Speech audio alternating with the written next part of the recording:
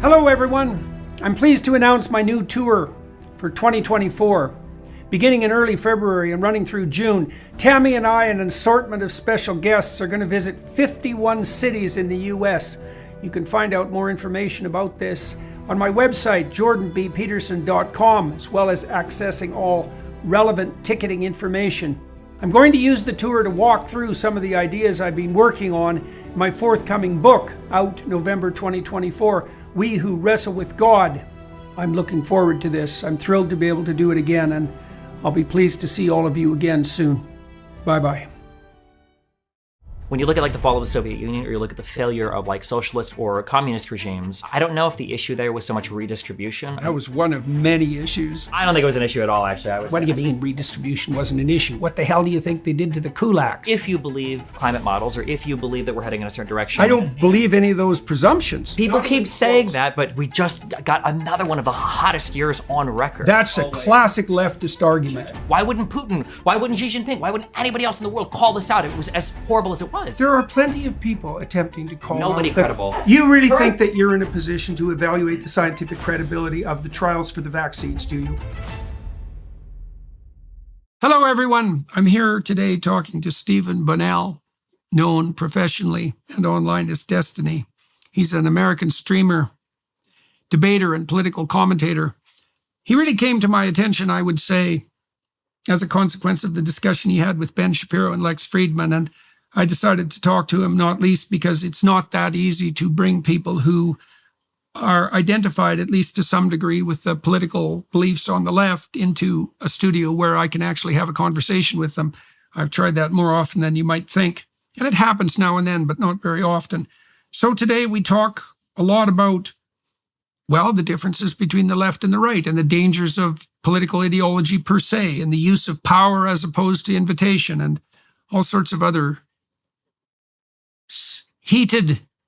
often heated and contentious issues. And so you're welcome to join us. And I was happy to have the opportunity to do this.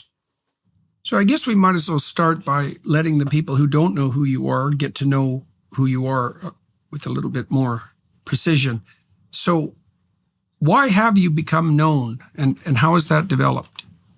It's a pretty broad question. I think I started streaming around 15 years ago, when it wasn't really a thing yet. There were a few people that did it. I started early on. I guess back then you weren't a professional gamer yet because the game had just started to come out, but there was a game called StarCraft 2, and I streamed myself playing that game.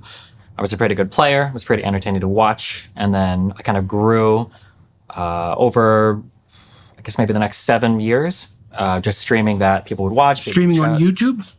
Well, back then, I started on a website called Livestream. Then I switched to Ustream. Then I switched to a site called Justin TV. And then that turned into Twitch.tv.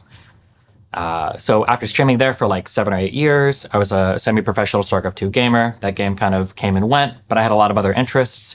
Around 2016, I started to get more involved into the world of politics. It's kind of a left-leaning figure because of my background in like esports and internet gaming and internet trash talk. I had more of a kind of like a combative attitude, and that was kind of rare for left-leaning people at the time. So it's basically where my early political popularity came from. I think from like 2016 to 2018 was debating right-wing people. So was there a game-like element to the debating, do you think? And is that part of why that morphing made sense?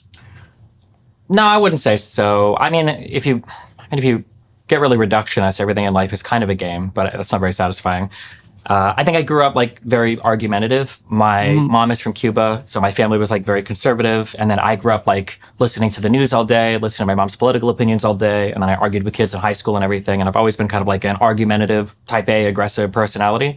So I think that probably lent itself well to the political stuff in 2016. Yeah. Was that useful in gaming? That personality? In some ways, yeah. In some ways, no. I don't know directly for the games itself. I don't know how much it necessarily mattered. But for all the peripheral stuff, in some ways it was really beneficial. I could kind of like cut out my own path and I could be very unique and I could kind of be on my own. In some ways it was very detrimental. I can be very difficult to get along with. And I'm very much kind of like, I want to do this thing. And if you try to tell me what to do, I don't want to have like a sponsor or a team or anybody kind of with a leash on me. So yeah, I guess it worked out. It's interesting because the temperamental proclivity that you're describing, that's associated with low agreeableness.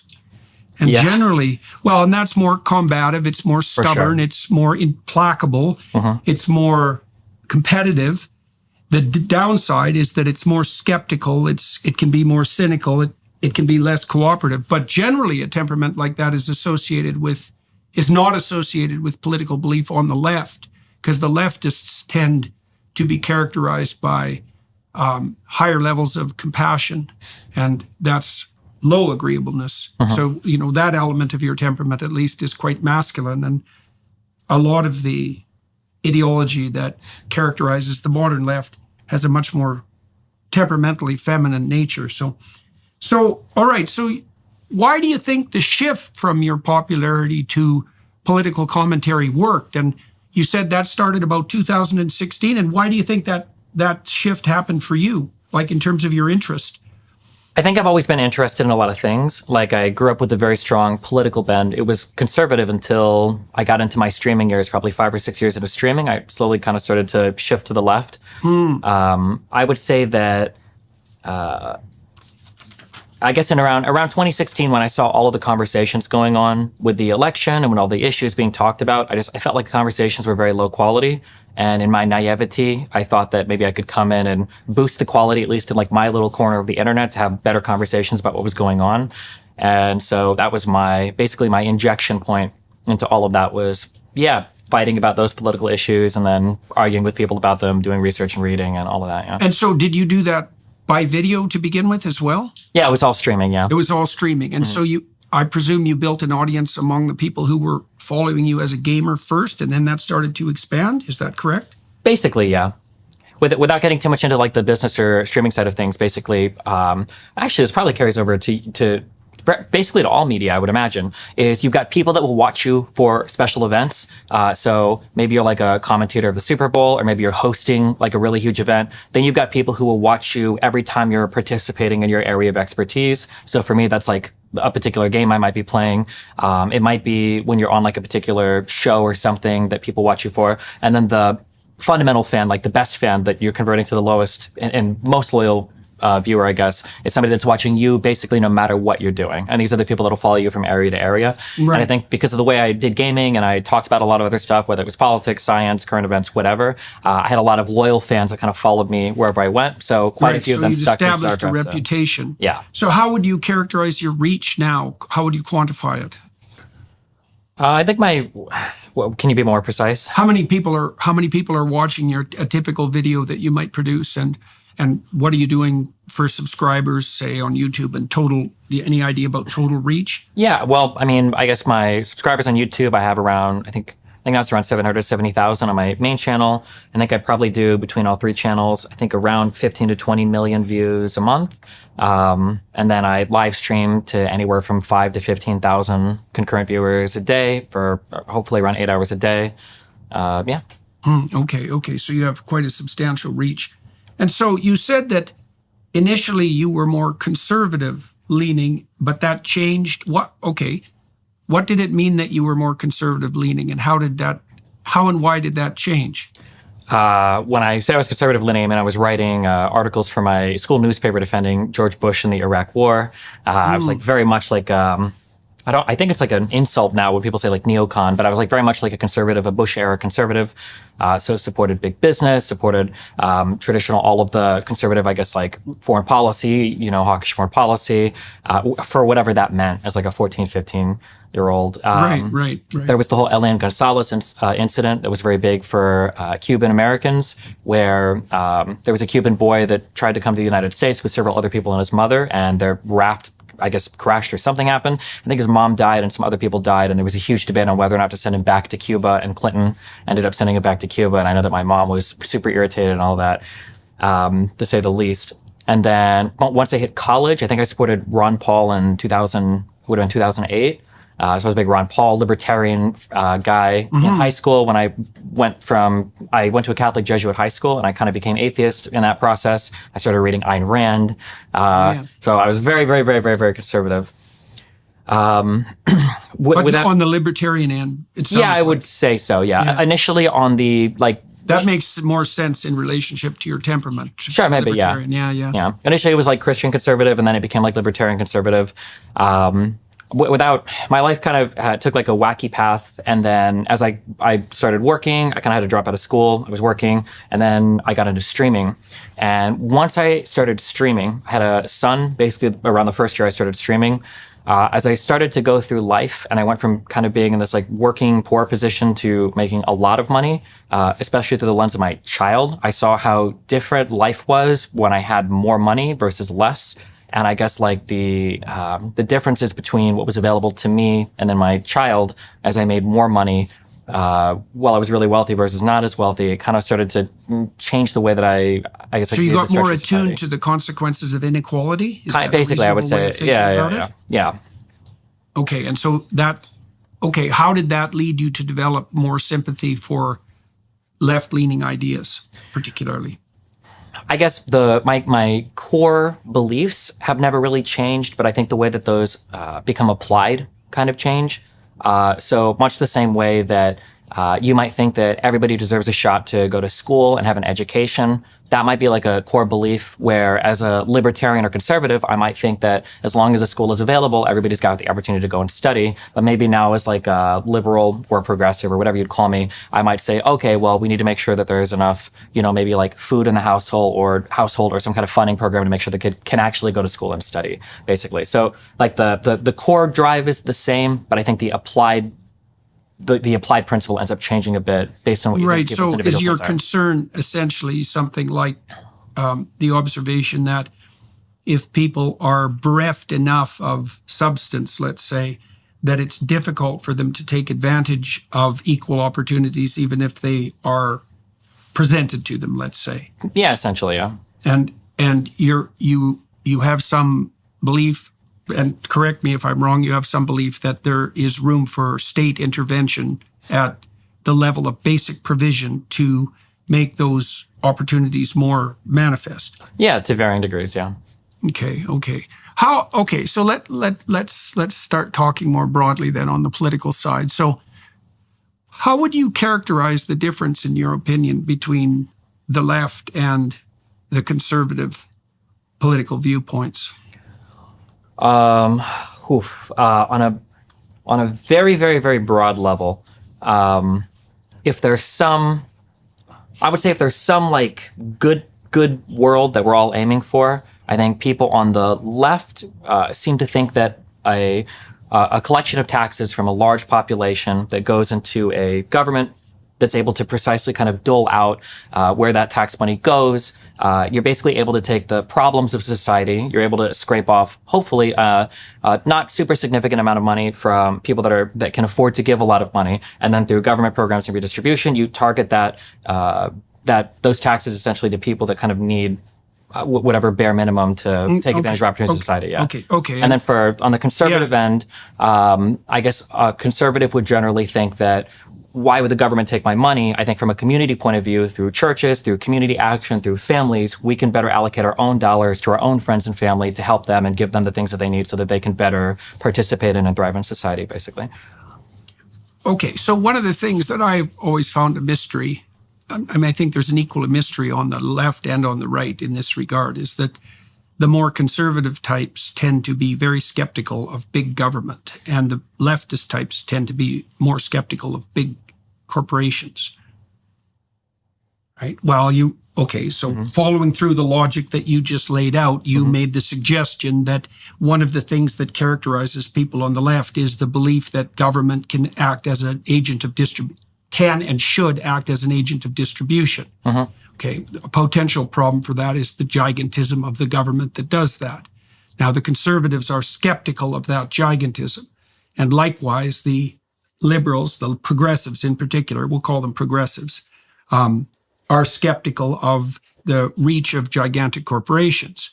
And I've always seen a commonality in those two in that both of them are skeptical of gigantism. And so one of the things that I'm concerned about, generally speaking, with regard to the potential for the rise of tyranny is the emergence of giants. And one potential problem with the view that the government can and should act as an agent of redistribution is that there is an incentive put in place, two kinds of incentives. Number one, a major league incentive towards gigantism and tyranny. And number two, an incentive for psychopaths who use compassion to justify their grip on power, to take money and to claim that they're doing good. And I see that happening everywhere now particularly in the name of compassion. And it's one of the things that's made me very skeptical, in particular about the left, and at least about the progressive edge of the left.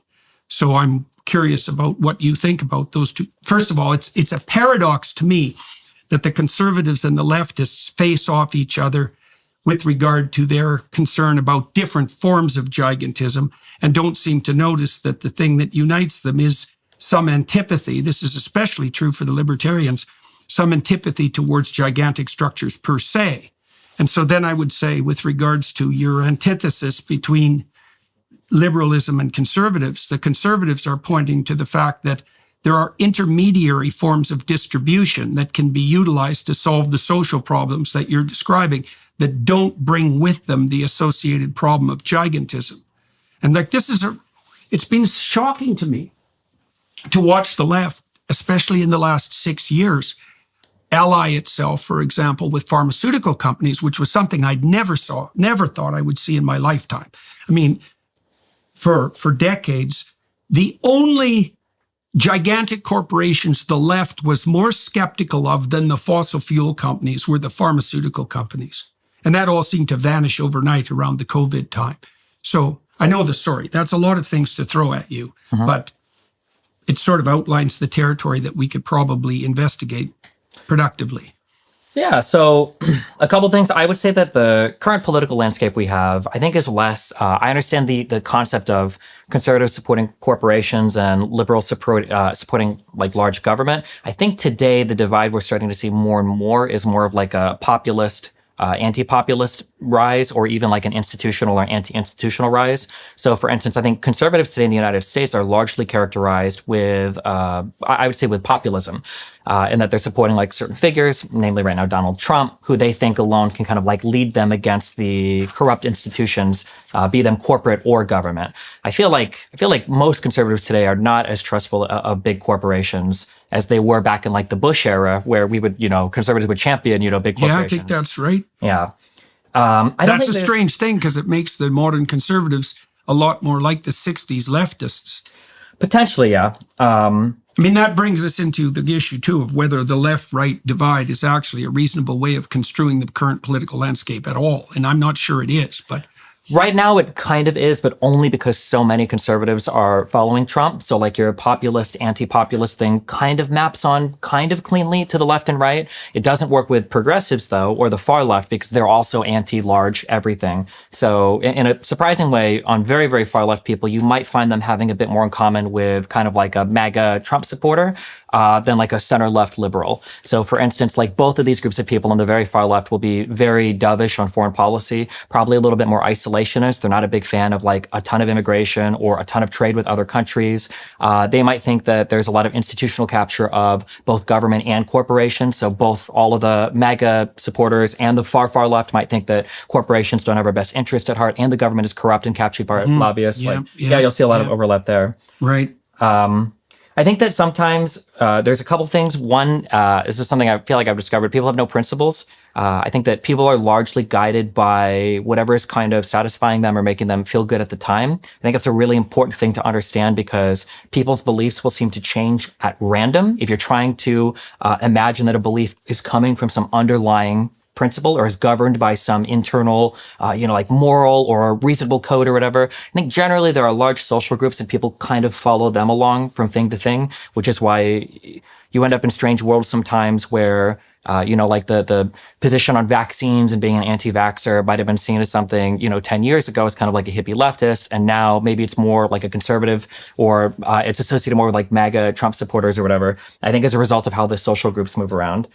When it comes to you mentioned this like gigantism thing.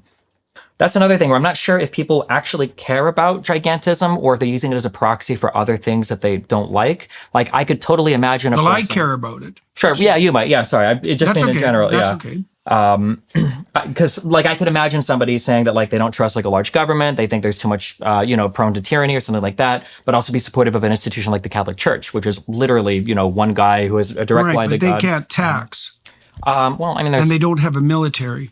That and is they can't conscript you. true. Right? Yeah. And they can't throw you in jail. That is true. Yeah. I mean, Right. Well, those are major and significant. I mean, I get the overlap. Don't get me wrong. sure. But I'm saying, like, even if you had a local government, like if you had a state government or a tribe, usually they've got some form of enacting punishment. It'll be sometimes more brutal, but they can throw you in jail. Conscription hasn't existed in the U.S. since the Vietnam War. Yet. I mean, yeah, true. Yeah. Yeah, true. So yeah, I think that I guess when I look at So this is let's go back. Well, let's go back to to the redistribution issue. I mean, we pay 65% of our income at, say, upper middle class to upper middle class level in Canada. It isn't obvious to me at all that that money is well used. In fact, quite the contrary. In my country now, our citizens make 60% they produce 60% of what you produce in the US. That's plummeted over the last 20 years as state intervention has increased. I'm not convinced that the claim that the interests of people who lack opportunity are best served by state intervention. And there's a couple of reasons for that. I mean, first of all, I'm aware of the relationship between inequality and social problem. There's a very well-developed literature on that, and it essentially shows that the more arbitrary, the broader the reach of inequality in a political institution of any given size, the more social unrest. So where all people are poor, there isn't much social unrest, and where all people are rich, there isn't much social unrest. But when there's a big gap between the two, there's plenty, and that's mostly driven by disaffected young men who aren't very happy that they can't climb the hierarchy. There are barriers in their way. And so there is reason to ameliorate relative poverty. The problem with that, to some degree, is that most attempts to ameliorate relative poverty tend to increase absolute poverty, and they do it dramatically. And the only solution that we've ever been able to develop to that is something approximating a free market system. I wouldn't call it a capitalist system because I think that's capture of the terminology by the radical leftists. It's a free exchange system. And the price you pay for a free exchange system is you still have inequality, but the advantage you gain is that the absolute levels of privation plummet. And I think the data on that I think they're absolutely conclusive, and that's been especially demonstrated in the radical decrease in rates of poverty since the collapse of the Soviet Union in 1989. Because we've lifted more people out of poverty in the last 4 decades than we had in the entire course of human history up to that date. And that's not least because the statist interventionist types who argued for a radical state-sponsored redistribution lost the Cold War, right? And that freed up Africa to some degree, and certainly the Southeast Asian countries, to pursue something like a free trade economy. And that instantly made them rich, even China. So that's an argument, let's say, on the side of free exchange, but it's also an argument, a twofold argument, pointing out how we ameliorate absolute poverty, which should be a concern for leftists, but doesn't seem to be anymore, by the way, and also an argument for the maintenance of a necessary inequality. Like, I'm not sure that inequality can be decreased beyond a certain degree without that decrease causing other serious problems. And we can talk about that, but it's a complicated problem. Yeah, for one point of clarification, when you say leftist, what do you mean by that? Well, I was going with your definition, like essentially the core idea being something like the central problem being one of relative inequality in distribution of resources, and the central solution to that being something like state-sponsored economic intervention. I mean, there's other ways we could define left and right, and we can do that. But I'll stick with the one that you brought forward to begin with. Gotcha. Okay. I only want to be clear on that because people get mad if I call myself a leftist. Oftentimes online or especially in Europe or worldwide, leftists will refer exclusively to like socialists or communists, and anybody to the right of that would be considered like a liberal. If you no, usually a fascist. Well, depending on very rapidly. Yeah. I just wanted to be clear on that. So I'm absolutely a pro-capitalist, pro-free market guy. I'm never gonna. Okay. Well, that's good. It's good to get that clear. Why? Yeah. Because I would argue that when you look at like the fall of the Soviet Union, or you look at the failure of like socialist or communist regimes, I don't know if the issue there was so much redistribution. I think the problem That was one of many issues. I don't think it was an issue at all, actually, I would say. I think the issue was command economies. Wait go ahead. Wait a minute. What do you mean redistribution wasn't an issue? What the hell do you think they did to the kulaks? That was forced redistribution. It resulted in the death of 6 million people. So maybe I'm not understanding what you mean, but that was redistribution at its like pinnacle. Sure. And forced redistribution. And it was brutal. When I think of the strengths of capitalism, the ability for markets to dynamically respond to shifting consumer demand is like the reason why capitalism and free market economies dominate the world. When you've got socialist or communist systems, command economies where a government is trying to say, this is how much this is going to cost, this is how much you're going to produce and make. This is a failed way of managing a state economy. Even in places where they still do it, there are always shadow economies and stuff. There were in the Soviet Union that prop up where people try to basically ameliorate the conditions that are resulting from said horrible command economy practices. So I guess in a way you could argue a command economy is kind of like redistribution. It's a form of it, but no, it's a worse problem. If you're pointing to the fact that that's a worse problem, I'm with you I would say that's 100%. definitely the reason why these places failed, because they just weren't able to respond to changing conditions. Okay, so what's the difference between us? Going online without ExpressVPN is like leaving your kids with the nearest stranger while you go to the restroom. They're probably not a kidnapper or a serial killer, but why would you ever take that risk? Every time you connect to an unencrypted network in cafes, hotels, or airports, you leave your data vulnerable. Any hacker on the same network can steal your personal data, such as your passwords and financial details. It doesn't take much technical knowledge to hack someone. Hackers can make up to $1,000 per person selling personal info on the dark web. ExpressVPN creates a secure, encrypted tunnel between your device and the internet, so that hackers can't steal your sensitive data. It'd take a hacker with a supercomputer over 1 billion years to get past ExpressVPN's encryption. I love how easy ExpressVPN is to use. You just fire up the app and click one button to get protected. Plus, it works on all devices, phones, laptops, tablets, and more, so you can stay secure on the go. Secure your online data today by visiting expressvpn.com/Jordan, expressvpn.com/Jordan, and you can get an extra 3 months free.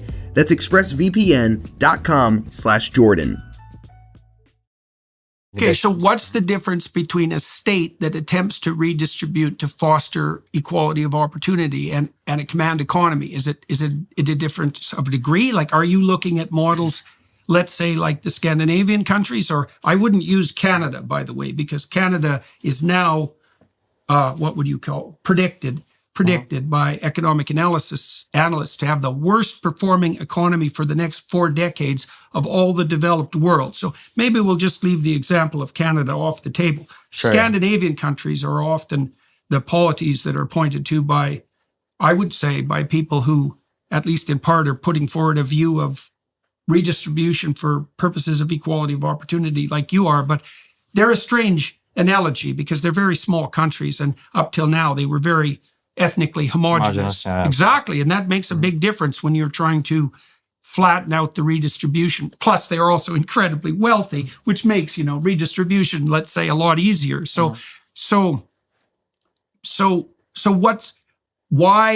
why doesn't a government that's bent on redistribution fall prey to the pitfalls of command economy and forced redistribution, for that matter? How do you protect against that? I think what you have to do is very, very, very difficult. Is people get very ideologically captured by both ends, and they feel very, committed, or they feel very allegiant to pushing certain forms of economic organization. And I think sometimes it blinds them to some of the benefits of what exists when you incorporate kind of multiple models, or you'd call them mixed economies, which is really what every capitalist economy today is. It's some form of free market capitalism combined with some form of like government intervention to control for negative externalities. These are the ways that all economies, even in Scandinavia and the world, work. And I think that recognizing the benefits of both systems are the best way to make things work. Yeah. Fair enough. And the Scandinavian countries seem to have done a pretty good job of that. But like I said, they have a simpler problem to solve, let's say, than the Americans have. Negative externalities. That's an interesting rabbit hole to wander down, because the problem I have with negative externalities, you made a case already that, and again, correct me if I've got this wrong, but I think I think that I understood what you said. A free market, free exchange economy is a gigantic distributed computational device. Basically, yeah. Right, exactly. And Which, funnily enough, one of the big problems for command economies is called the computation problem, because no central body can actually compute, yes, the ins and outs of. Right, exactly. Right. That's not. Yeah, that's a fatal problem, right? Because it doesn't have the computational power. It certainly doesn't have the speed of data recognition. It doesn't have on the ground agents if all of the perception and decision making is centralized, right? It's way too low resolution. It's going to crash. Okay, so, and I think that that's comprehensible technically as well as ideologically. All right, so, but having said that, with regards to externalities, all the externalities that a market economy can't compute are so complex that they can't be determined centrally by the same argument. And there are ways to account for them, though. Really? That work with. Tell me how. So because I can't see that. Because I can't see how that they can be accounted for without the same computational problem immediately arising. Yeah, and I understand that. And I think that's a problem sometimes of people very far on the left when they want to deal with certain problems. I think that they want to bring like heavy-handed, like things like price controls in to say, well, we need less of this, so let's just make this cost this particular thing, which ironically enough introduces a whole other set of externalities that will happen when you get a lot of friction between where your price floor or ceiling is set compared to what a market was set at. But ideally, if you're a reasonable person and you view economies as mixed economies, what you try to do is you try to take these externalities, meaning things that aren't accounted for with your primary system. So in a capitalist system, an externality might be something that causes a negative effect, but it doesn't cost you any money. Pollution would be a good example of that.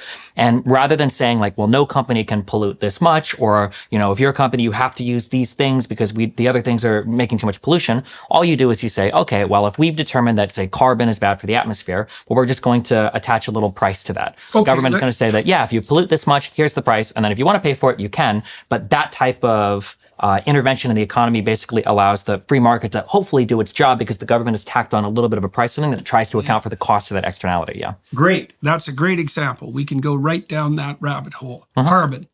Okay. So first of all, one of the things I've seen, you tell me what you think about this, something that I've seen that actually shocks me, that I was interested in watching over the last 5 or 6 years. I wondered what would happen when the left, the progressives, ran into a conundrum. And the conundrum is quite straightforward. If you pursue carbon pricing and you make energy more expensive, then you hurt the poor. And I don't think you just hurt them. In fact, I know you just don't hurt them. I heard a man 2 days ago who's fed 350 million people in the course of his life, heading the UN's largest relief agency, make the claim quite straightforwardly that misappropriation on the part of interventionist governments increased the rate of absolute privation dramatically in the world over the last 4 or 5 years. And that has happened not least because of carbon pricing, not just carbon pricing, but the insistence that carbon per se is an externality that we should control. Now, Germany's paid a radical price for that, for example. So their power is now about 5 times as expensive as it could be. And they pollute more per unit of power than they did 10 years ago before they introduced these policies that were hypothetically there to account for externality. And the externality was carbon dioxide. I don't think that's a computable externality. And I don't think there's any evidence whatsoever that it's actually an externality that we should be warping the economic system to ameliorate if the cost of that, and it will be an increase in absolute privation among the world's poor. So, and here's an additional argument on that front with regards to externalities. You get that wrong, and here's something you could get right instead. If you ameliorate absolute poverty among the world's 1 billion poorest, they take a longer view of the future. And that means they become environmentally aware. And so the fastest route to a sustainable planet could well be the remediation of absolute poverty. And the best route to that is cheap energy. And we're interfering with the development of cheap energy by meddling with the hypothetically detrimental externality of carbon dioxide. And so I think this is a complete bloody travesty, by the way. We are putting the lives of hundreds of millions of people directly at risk right now to hypothetically save people in the future, depending on the accuracy of our projections, 100 years out. these interventionists, these people who are remediating externalities, they actually believe that they can calculate an economic projection 1 century out. That's utterly delusional. So, okay, so just to be clear, the first thing, I was just giving an example of how you can use like a government intervention to make a free market track something, which is what cap and trade or like carbon taxes would do. I wasn't necessarily speaking to the strength of that individual thing, but yeah, but that's a good thing to focus on. Yeah, we can focus on that as well. Major externality. Yeah, we can focus on that as well. So, the first thing, this is going to sound mean, but I'm very realistic. There needs to be a better argument than just it disproportionately impacts the poor. That's not always classic leftist argument. Sure, it might be, but right, but it's the same argument you made to justify your swing to the left at the beginning of our discussion. You said that you were looking at economic inequalities that disproportionately affected the poor. So I can't see why, and I'm not trying to be mean about this either. I can't see why you could base your argument that it was morally appropriate for you to swing to the left from your previous position because you saw disproportionate effects on the poor. And I can't use that argument in the situation that I'm presenting it right now. Well, because it depends on if we think it's a condition that ought to be remedied or not. For instance, if I walk, around and I see homeless people and I'm like, man, this is really sad. We ought to spend more money on homeless people because it seems like they're disproportionately affected by their living conditions. And then somebody says, oh, well, do you think we should still lock up, rapists and murderers? Aren't they disproportionately poor? I'd probably say, well, yeah, we probably should. And I go, well, isn't that hypocritical? Well, no, I think that rapists and murderers should probably be in jail, but we can also help the homeless at the same time. I think that just helping the poor isn't an argument like a blank check to do every possible thing to satisfy poorer people. Right, it's going to depend on from issue to issue. That's fine. So, like, for instance, I think because the poor, everyone who's poor is not a victim. Some people who are poor are psychopathic perpetrators. Sure. And it's very useful to distinguish them. But I was making a much more specific argument. My argument was that the fastest way out of absolute privation for the world's bottom billion people is through cheap energy. Yeah, I understand what you're saying there. So I just working my way towards that. Yeah. I just want to say that just because something targets the poor is not necessarily an argument against it. Depends on how hard it targets them, and it depends on whether mass starvation is the outcome. The outcome is important. That I agree with. So, for instance, like a sin tax. The outcome will be mass starvation. I'm getting to it. Okay. Yeah, I'm getting to it. Okay. Sin taxes on like cigarettes and alcohol are always going to disproportionately impact the poor, or even sugar, we might say, right? But just because that disproportionately impacts the poor, is that a good thing or a bad thing? These are probably the people that suffer the most from those particular afflictions. Right. So, and that is an immediate versus delayed issue too, right? Because the reason, obesity isn't immediate. I don't think alcoholism the reason for the tax is to stop people from pursuing a certain form of short-term gratification at the cost of their longer-term well-being. Correct. And that exact same idea, if you believe climate models, or if you believe that we're heading in a certain direction in terms of climate, the overall warming of the planet, would be the same argument you would make for climate change. Only if you believe that you could model economic development 100 years into the future. Well, we're not trying to model, we're more concerned with modeling climate development than economic development. We're yes, equally, tell me how I'm wrong. I don't believe that, because what I see happening is two things. We have climate models that purport to explain what's going to happen over a century on the climate side, but we have economic models layered right on top of those that claim that there's going to be various forms of disaster for human beings economically as a consequence of that climate change. And so that's like two towers of Babel stacked on top of one another. And so, because if people were just saying, oh, the climate's going to change, there'd be no moral impetus in that. It's the climate's going to change and that's going to be disastrous for the biosphere and for humanity. But that's an economic argument as well as a climate-based argument. It's both, but the worst projections of what would happen if the climate took a disastrous turn are worse than the worst projections of what is our planet going to look like economically if we hardcore police, right. fossil. Why would you? Okay, but I don't understand the distinction between the models. Well, the argument would be that whatever pain and suffering poor people might endure right now because of a move towards green energy, that pain and suffering is going to be short-term and far less than the long-term pain and suffering. Right, but that's dependent on the integrity of the economic models and the climate models as well, right? Exactly, course, but in exactly the stacked manner that I described. And like, there's nobody in 1890 who could have predicted what was going to happen in 1990 economically. Not a bit. And if we think we can predict like 50 years out now with the current rate of technology and calculate the potential impact of climate change on economic flourishing for human beings, we're deluded. No one can do that. And then, it's worse. So imagine that as you do that and you project outward, your margin of error increases. That's absolutely, definitely the case. And at some point, certainly on the climate side, the margin of error gets rapidly to the point where it subsumes any estimate of the degree to which the climate is going to transform. And that happens even more rapidly on the economic side. Potentially, but right now, I think this is a disagreement on the fact of the matter, though, not the philosophy of what we're talking about in terms of controlling externalities. If we think, I'm curious, let's say that we think we can accurately predict the climate and the economic impact, and we think that the climate impact would be far worse if we don't account for that, both in terms of human conditions. I don't believe any of those presumptions. I think but then if you faulty. don't, but I mean, like, obviously, if I agreed with that factual analysis, I would probably agree with you on the prescription here too, right? If I thought that like none of the climate models were accurate or couldn't accurately predict anything, then I'd also say why make? Well, they're not sufficiently accurate. That's the first thing. And because they have a margin of error, and it's a large margin of error, they don't even model cloud coverage well.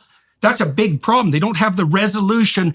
They don't have nearly the resolution to produce the accuracy that's claimed by the climate apocalypse mongers. People keep saying that, but we just got another one of the hottest years on record. How many times are we going to have another hottest year on record? How many times are we going to have an increase of carbon dioxide concentration in the atmosphere before we're finally like, okay. I don't know. And the reason I don't know is because it depends. The scientific answer to that question depends precisely on the time frame over which you evaluate the climate fluctuation. And that's actually an intractable scientific problem. So you might say, well, if you take the last 100 years, this variation looks pretty dismal. And I'd say, well, what if you took the last 150,000 years? Or the last 10,000 or the last 10 million? You can't specify the damn time frame of analysis. The time frame is incredibly important. That would be like saying, look at your, let's say somebody developed cancer and they didn't realize it, and the person has lost, 40 or 50 pounds in the past 6 months. And I'm just like, you look very sickly. And you're like, okay, well, look at my weight fluctuation over the past 10 years. You say, well, that doesn't really matter. What matters is the fact that I'm not saying the time frame isn't important. Well, but I'm saying that it is important. Yeah, I'm saying I don't know how to specify it. Well, you would probably specify it with the beginning of the industrial age, right? Why? Because that's when carbon dioxide, which is a gas that's seen as trapping more heat on the planet. Why is that relevant to the time over which you compute the variability? Because it seems like as carbon dioxide has increased in the atmosphere, the surface temperatures have risen at a rate that is a departure from what we'd expect over 150,000 year cycles of temperature variations on the planet. No, not with that time frame. That's just not the case. It's absolutely the case. No, what do you mean? You just flipped to 150,000 year time span. What I'm saying is that if we expect to see a temperature do this in a 150,000 year time span, in a 100 year time span, seeing it do this, that's very worrying. Now, you mean like Michael Mann's hockey stick, the one that's under attack right now in court by a major statistician who claimed that he falsified his data? I mean, that spike? I'm talking about the record temperatures that have been declared for like the past 5 years that have also increased with the concentration of parts per million of carbon dioxide in the atmosphere. I mean, I'm not going to tell you that every model is perfect. They're not right perfect. Now, sure, but right now we're like standing in traffic with our eyes closed saying the car hasn't hit me yet, so I don't think there's any coming. I think it's pretty undeniable at this point that there is an impact on climate across the planet. I think that's highly deniable. We have no idea what the impact is from. We don't know where the carbon dioxide is from. We can't measure the warming of the oceans. We have terrible temperature records going back 100 years. Almost all the terrestrial temperature detection sites were first put outside urban areas, and then and then you have to correct. Then you have to correct for the movement of the urban areas, and then you introduce an error parameter that's larger than the purported increase in temperature that you're planning to measure. This isn't data. This is guess. And there's something weird underneath it. There's something weird that isn't oriented well towards human beings underneath it. It has this guise of compassion. Oh, we're going to save the poor in the future. It's like that's what the bloody communists said. And they killed a lot of people doing it. And we're walking down that same road now, with this insistence that, we're so compassionate that we care about the poor 100 years from now. And if we have to wipe out several 100 million of them now, well, that's a small price to pay for the future utopia. And we've heard that sort of thing before. And the alternative to that is to stop having global level elites plot out a utopian future, or even an anti-dystopian future. And that's exactly what's happening now with organizations like the WEF. And if this wasn't immediately impacting the poor in a devastating manner, I wouldn't care about it that much, but it is. You know, I watched over the course of the last 5 years the estimates of the number of people who were in serious danger of food privation rise from about 100 million to about 350 million. That's a major price to pay for a little bit of what would you say for progress on the climate front that's so narrow it can't even be measured. I don't think the increase in hungry people on the planet is because of climate policies. Why not? Because I don't think that countries in Africa are being pushed away from fossil fuels. I think most developing Of course nations they are. They can't even get loans from the World Bank to pursue fossil fuel development. And there's plenty of African leaders who are screeching at the top of their lungs about that because the elites in the West have decided that, well, it was okay for us to use fossil fuel so that we wouldn't have to starve to death and our children had some opportunities. But maybe the starving masses that are too large a load for the world anyways shouldn't have that opportunity. And that's direct policy from the UN, fostered by organizations like the WEF. They're going to have to turn to renewables. Yeah, well, good luck with that, because renewables have no energy density. Besides that, they're not renewable and they're not environmentally friendly. And then one more thing. There's one more weird thing underneath all of this. Okay. Well, let's say if carbon dioxide was actually your bugbear and it was genuine. Well, then why wouldn't the Greens, for example, in Africa, the progressives, be agitating to expand the use of nuclear energy? Especially because Germany has to import it anyways, especially because France has demonstrated that it's possible. We could drive down the cost of energy with low-cost nuclear, and there'd be no carbon production. And then the poor people would have something to eat because they'd have enough energy. And that isn't what's happening. And that's one of the things that makes me extremely skeptical of the entire narrative. It's like two things. The left will sacrifice the poor to save the planet. And the left will deindustrialize even at the nuclear level, despite the fact that it devastates the poor. And that's even worse, because if you devastate the poor and you force them into a short-term orientation, in any given country where starvation beckons, for example, they will cut down all the trees and they will kill down all the animals and they will destroy the ecosphere. And so even by the standards of the people who are pushing the carbon dioxide externality control, all the consequences of that doctrine appear to me to be devastating, even by their own measurement principles. We're trying to fix the environment. Well, boys and girls, doesn't look like it's working. All you've managed to do is make energy 5 times as expensive and more polluting. You were wrong. That didn't work. And I can't understand. You can help me. That's why you're here today talking to me. I can't understand how the left can support this. Just one quick thing. Let's say that everything you've said is true. What do you think is the plan then? What is the goal? What is the drive? Like, why push obviously horrible ideas for the planet and the poor? That's a good question. That's a good question. Well, because you're positing it, right? So what do you think is the driver goal? Well, I listen to what people say. Here's the most terrible thing they say. There are too many people on the planet. Okay, so who says that? I've heard people say that for 30 years. Perfectly ordinary, compassionate people. Well, there's too many people on the planet. And I think, well, for me, that's like hearing Satan himself take possession of their spine and move their mouth. It's like, okay, who are these excess people that you're so concerned about? And exactly who has to go? And when? And why? And how? And who's going to make that decision?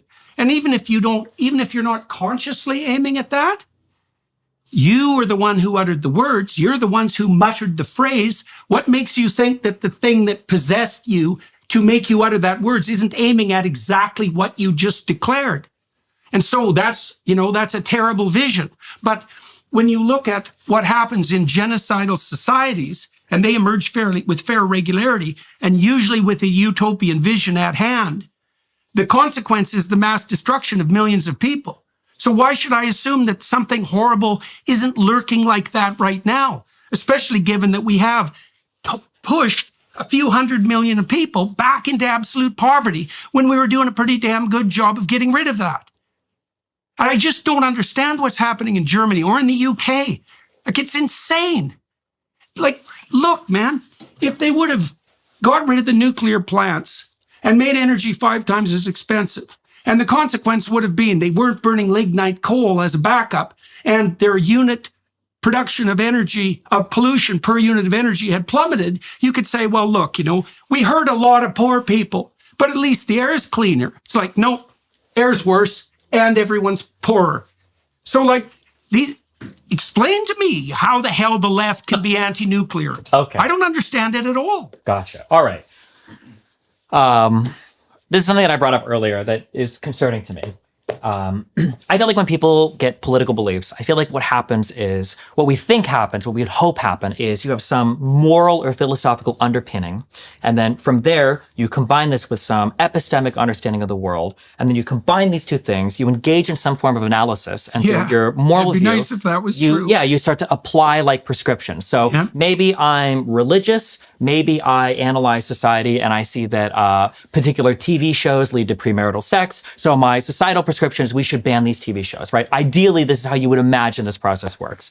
What I find happens, unfortunately, all too often is what people do is they join social groups. And then with those social groups, they inherit something that I call like a constellation of beliefs. And this constellation of beliefs, instead of rationally building on each of these, you basically get this like Jenga tower that is like floating over a table, and every block is like supporting itself, and no real part of the tower can be addressed because if you pull out one piece, it all falls apart. So people become like very stuck in all of this combined constellation stuff, and none of it is really given like any analysis, and you can't really push anybody from one way or another in terms of like reevaluating any of the beliefs that are part of this constellation. I wish I would have. That's good. Yep, that's fine. That's right. Sleep is the foundation of our mental and physical health. You must have a consistent nighttime routine to function at your best.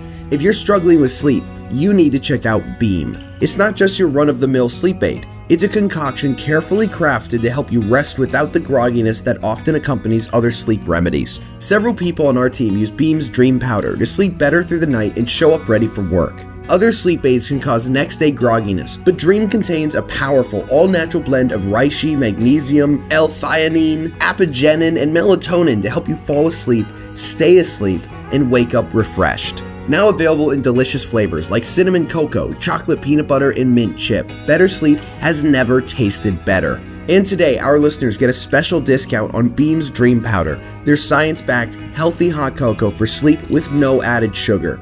Better Sleep has never tasted better. Just mix Beam Dream into hot water or milk, stir or froth, and enjoy before bedtime.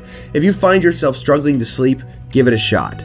Get up to 40% off for a limited time when you go to shopbeam.com/Peterson and use code Peterson at checkout. That's shop, BEAM.com/Peterson and use code Peterson for 40% off.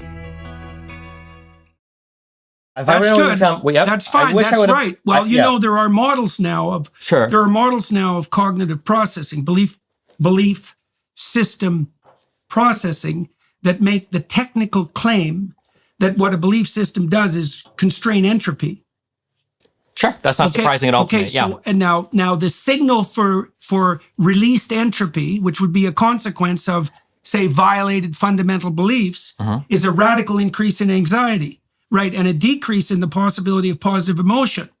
And so people will struggle very hard against that, which is exactly the phenomena that you're describing. Yeah. Okay, I agree with what you said. Although, so here's my so I'm not sure why it's relevant to the issue I was pursuing. I'm getting. Fine. Yeah. Yeah. Here's my issue. Okay, so when I'm trying to evaluate a situation, I like to think that I have I've got some insulation from the effects of what liberals think or what conservatives think, is because on my platform, I don't necessarily have an allegiance to a particular political ideology. Like right now, I'm like center left to progressive, but I break really hard from progressives on certain issues. I think Kyle Rittenhouse is on the right. I think basically everything you guys are doing with indigenous people is insane, including the complete mass grave hoax. I think that I'm a big supporter of the Second Amendment. I have beliefs where I can break from my side, pretty hardcore because I am not like allegiant to certain political ideology.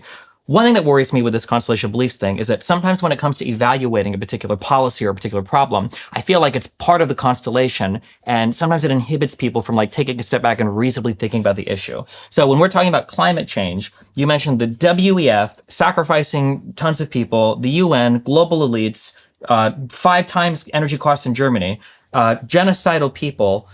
I feel like this is part of like a whole thing where it's like, okay, well, let's take a quick step back and let's just like think rationally about this particular issue for one moment. Okay. Well, you asked me what the motivation for anti-poor policies might be, so that's why I was trying to flesh that out. But I got all of those things before I even asked that question.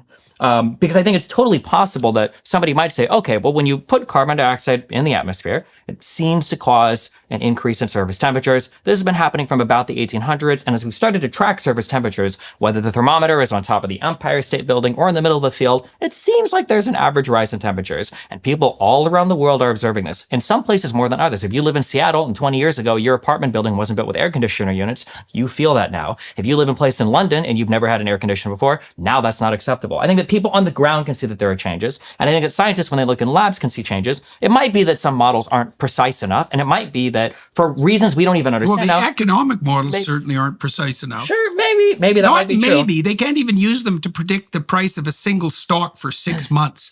The economic models are not sufficiently accurate to calculate out the consequences of climate change over a century. And not in the least. I like the comparison because economic models can't predict individual stocks, but they do predict the rough rise of the market. If you invest in the S&P except 500, for the you odd get cataclysmic collapse. Nope. Even with the cataclysmic collapse accounted for, you're going to see about 7% returns on average with inflation over long periods of time. I wouldn't call an average a very sophisticated model analogous to a climate change. That's the difference between climate and weather, though. Right? Is that climate isn't going to tell you what the temperature is on a given day, but it might tell you the average surface temperature over a period of 1 year or 10 years. And then that's the difference between climate and weather. That's the difference between like the market and the stock. Difference. It is a hypothetical, but again, we're seeing more and more and more data every single year that things are getting hotter and hotter. Let's jump out of our cloud of presuppositions for a minute. Sure. Now, one of the things that... Or no, wait. Before we do that, actually, because I don't want to say, there are some things that we've gotten as a result of investing in green energy that have been good. So for instance,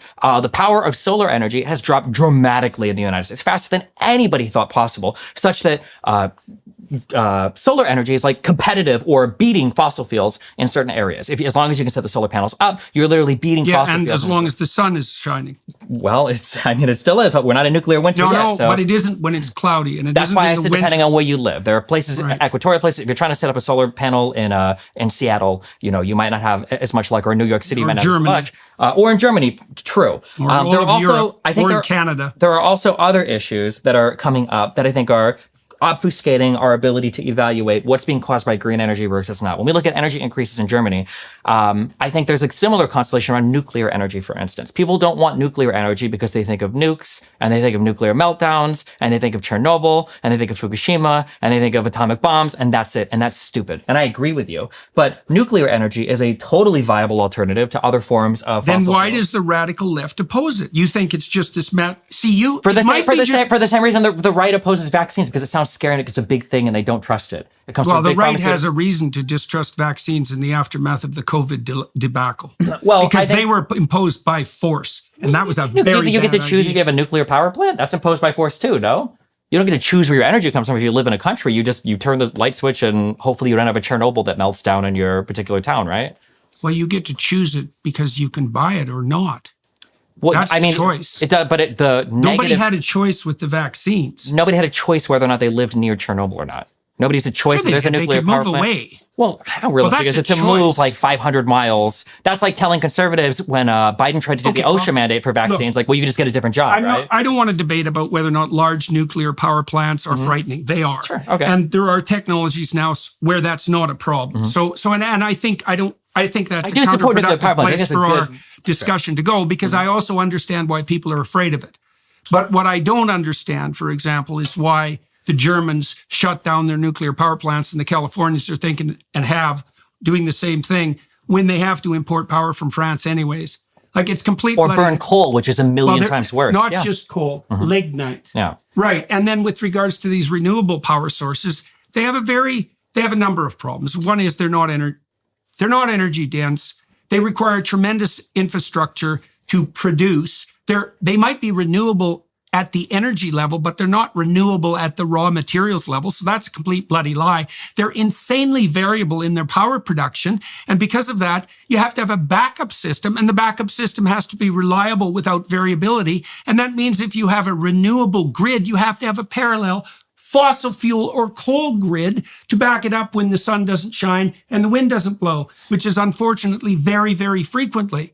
And so, and I'm not going to say there's no place for renewable energy like solar and wind, because maybe there are specific niche locales where those are useful.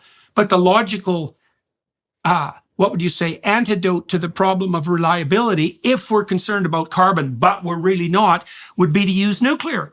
And the Greens haven't been like flying their bloody flags for 30 years saying, well, we could use fossil fuels for fertilizer and feed people, and we could use nuclear power to drive energy costs down in a carbon dioxide free manner. That seems pretty bloody self-evident to me. And so then it brings up this other mystery that we were talking about earlier. You know, what's the impetus behind all this? Because the cover story is, oh, we care about carbon dioxide, which I don't think they do, especially given the willingness to sacrifice the poor. It makes no sense to me. And I think it's relevant to the issue you brought up, which is that people have these constellations of ideas, and there's a driving force in the midst of them, so to speak. They're not necessarily aware of what that driving force is. Isn't it more likely that people are either misinformed or misguided than people are legitimately trying to depopulate the planet? Look, misinformed and ignorant, that's plenty relevant and worth considering. And stupidity is always a better explanation than malevolence. But malevolence is also an explanation. And no, I don't think it's a better explanation, because why would we waste so much money sending food aid, having Bush do, programs through Africa for AIDS, having other billionaires like Bill Gates invest so much money in anti-malarial stuff? Like, why would all the global elites be so invested in helping and killing the people here at the same time? Well, some of it's confusion. Okay. And some of it's the fact, many things can be happening simultaneously with a fair bit of internal paradox, because people just don't know which way is up often. But the problem with the argument, okay, so you tell me what you think about this. Mm-hmm. So, Hitler's cover story was that he wanted to make the glorious Third Reich and elevate the Germans to the highest possible status for the longest possible period of time. Okay, but that wasn't the outcome. The outcome was that Hitler shot himself through the head after he married his wife, who died from poison the same day, in a bunker underneath Berlin while Europe was in flames. Well, he was insisting that the Germans deserved exactly what they got because they weren't the noble people he thought they were. And then you might say, well, Hitler's plans collapsed in flames, and wasn't that a catastrophe? Or you could say that was exactly what he was aiming for from the beginning, because he was brutally resentful and miserable right from the time he was, a rejected artist at the age of 16. And so he was working, or something was working within him, and something that might well be regarded as demonic, whose end goal was precisely what it attained, which was the devastation of hundreds of millions of people, and Europe left in a smoking ruin. And the cover story was the Grand Third Reich. And so there's no reason at all to assume that we're not in exactly the same situation right now. I think there's a great reason to assume. I think that Hitler's motives and everything that he was trying to do wasn't a secret. I don't think that anybody had to guess that he was incredibly anti-Semitic, that his Aryan supremacy was going to lead to the destruction and the murder of so many different people in concentration camps. None of this was a secret. It's not like he was hiding it. He hid a lot of it. He tried to maybe hide the death camps, but nobody in Germany was wondering, wow, crazy that pogroms are happening against Jewish people. That's so crazy. Or wow, they're all being shipped to just mainly the Jews to camps to work. That's kind of interesting. Or wow, he talks about this a lot in Mein Kampf, but maybe it's just a coincidence. I don't think you can compare Hitler to people that are worried about climate change. The worry that I have here is because if we're applying this, people in Germany thought Hitler was perfectly motivated by the highest of benevolent. If I were to take this standard of evidence and apply this lens of analysis, couldn't I say the exact same thing about the conservative constellation of belief? They don't want to intervene anywhere in the world because they don't care about the problems there. They're anti-immigration because they hate brown people. Trump wanted to ban Muslims from coming to the United States because he's xenophobic. Conservatives don't want to have taxes to help the poor because they want homeless people to starve and die in the winter. But I feel like some of that's true. And yes, you can adopt that criticism. I think the difference with regards especially to the libertarian side of the conservative enterprise, but also to some degree to the conservative enterprise, is they're not building a central gigantic organization to put forward this particular utopian claim. And so even if the conservatives are as morally addled as the leftists, and to some degree that might be true, they're not organized with the same gigantism in mind. And so they're not as dangerous at the moment. Now, they could well be, and they have been in the past, but at the moment they're not. And so, of course, you can be skeptical about people's motivations when they're brandishing the moral flag. Why would we say that they're not as concerned about the gigantism? I feel like everybody is when it's a particular thing that they care about. You mean if whether they would be inclined in that direction? For sure. That conservatives wield the power of the government whenever they feel they need to, just as liberals do, right? Conservatives were very happy to see, for instance, abortion was brought back as a state-regulated thing. That's a good objection. I think that you're correct in your assumption that once people identify a core area of concern, they're going to be motivated to seek power to implement that concern.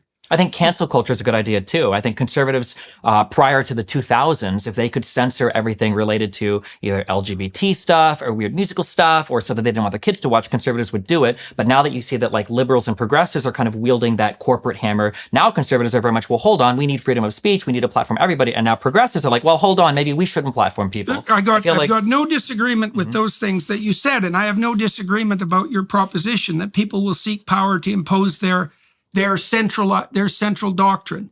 Okay, so then you might say, and so we can have a very serious conversation about that. What do we have that ameliorates that tendency? In the United States, we've got hopefully a form of decentralized government. I can't speak to Canada as much, but yes, that's true. So that's one of the institutional protections against that, because what that does is put various forms of power striving in conflict with one another, right? And so that's a very intelligent solution. But then there are psychological and philosophical solutions as well. And one of them might be that you abjure the use of power, right, as a principle. And so, and this is one of the things that was done very badly during the COVID era, let's say, because the rule should be something like, you don't get to impose your solution on people using compulsion and force. There's a doctrine there, which is any policy that requires compulsion and force is to be looked upon with extreme skepticism. Now, it's tricky because now and then you have to deal with psychopaths, and they tend not to respond to anything but force. And so there's an exception there that always has to be made, and it's a very tricky exception. But look, let me tell you a story, and you tell me what you think about this, because I think it's very relevant to the concern that you just expressed. And I don't believe that the conservatives are necessarily any less tempted by the calling of power than the leftists. That's going to vary from situation to situation. Though I would say probably overall in the 20th century, the leftists have the worst record in terms of sheer numbers of people killed. So I mean, it depends on how we're quantifying not that. Really. Okay, we'll just quantify Mao. How's that? Direct death of 100 million people. So, that's a pretty stark fact. And if we're going to argue about that, well, then we're really not going to get anywhere. So, I'm not disagreeing that the Holodomor happened as well. The Soviet Union and yes, China were horrible. 20 to 50 I'm not going to. Yeah, I'm not going to. Yeah, of course. It's a war of. I'm just saying for World War II, it depends on how much you attribute the war deaths to Nazi Germany, et cetera, et cetera. But sure, like largely speaking, I don't think that the left beat the right because the right wasn't trying. I don't think it's because Hitler's lack of trying led him to kill less people than who ended up dying during the Great Leap Forward or during the industrialization of the Soviet Yes, well, I also think it's an open question still to what degree Hitler's policies were right-wing versus left-wing, and no one's done the analysis properly yet to determine that. Well, what do we consider? Because it was a national socialist movement for a reason. And the socialist part of it wasn't accidental. Well, but there was no, cooperatively formed businesses that were owned by all of the people for the people and distributed to the people. And I don't think redistribution was high on Hitler's list of things to do. That's true. It was a strange mix of totalitarian policy. I don't think it was a strange mix. I think it was a bid to appeal to mid-left and center-left, the KPD and the German Socialist Party by calling themselves National Socialists. I think it was very much like an authoritarian, ultra-nationalist regime that pretty squarely fits with. People get mad if you call something far right or far left because they have an attachment to terms, one of the things I would have done if I would have been able to hang on to my professorship at the University of Toronto would have been to extract out a random sample of Nazi policies and strip them of markers of their origin and present them to a set of people with conservative or leftist beliefs and see who agreed with them more.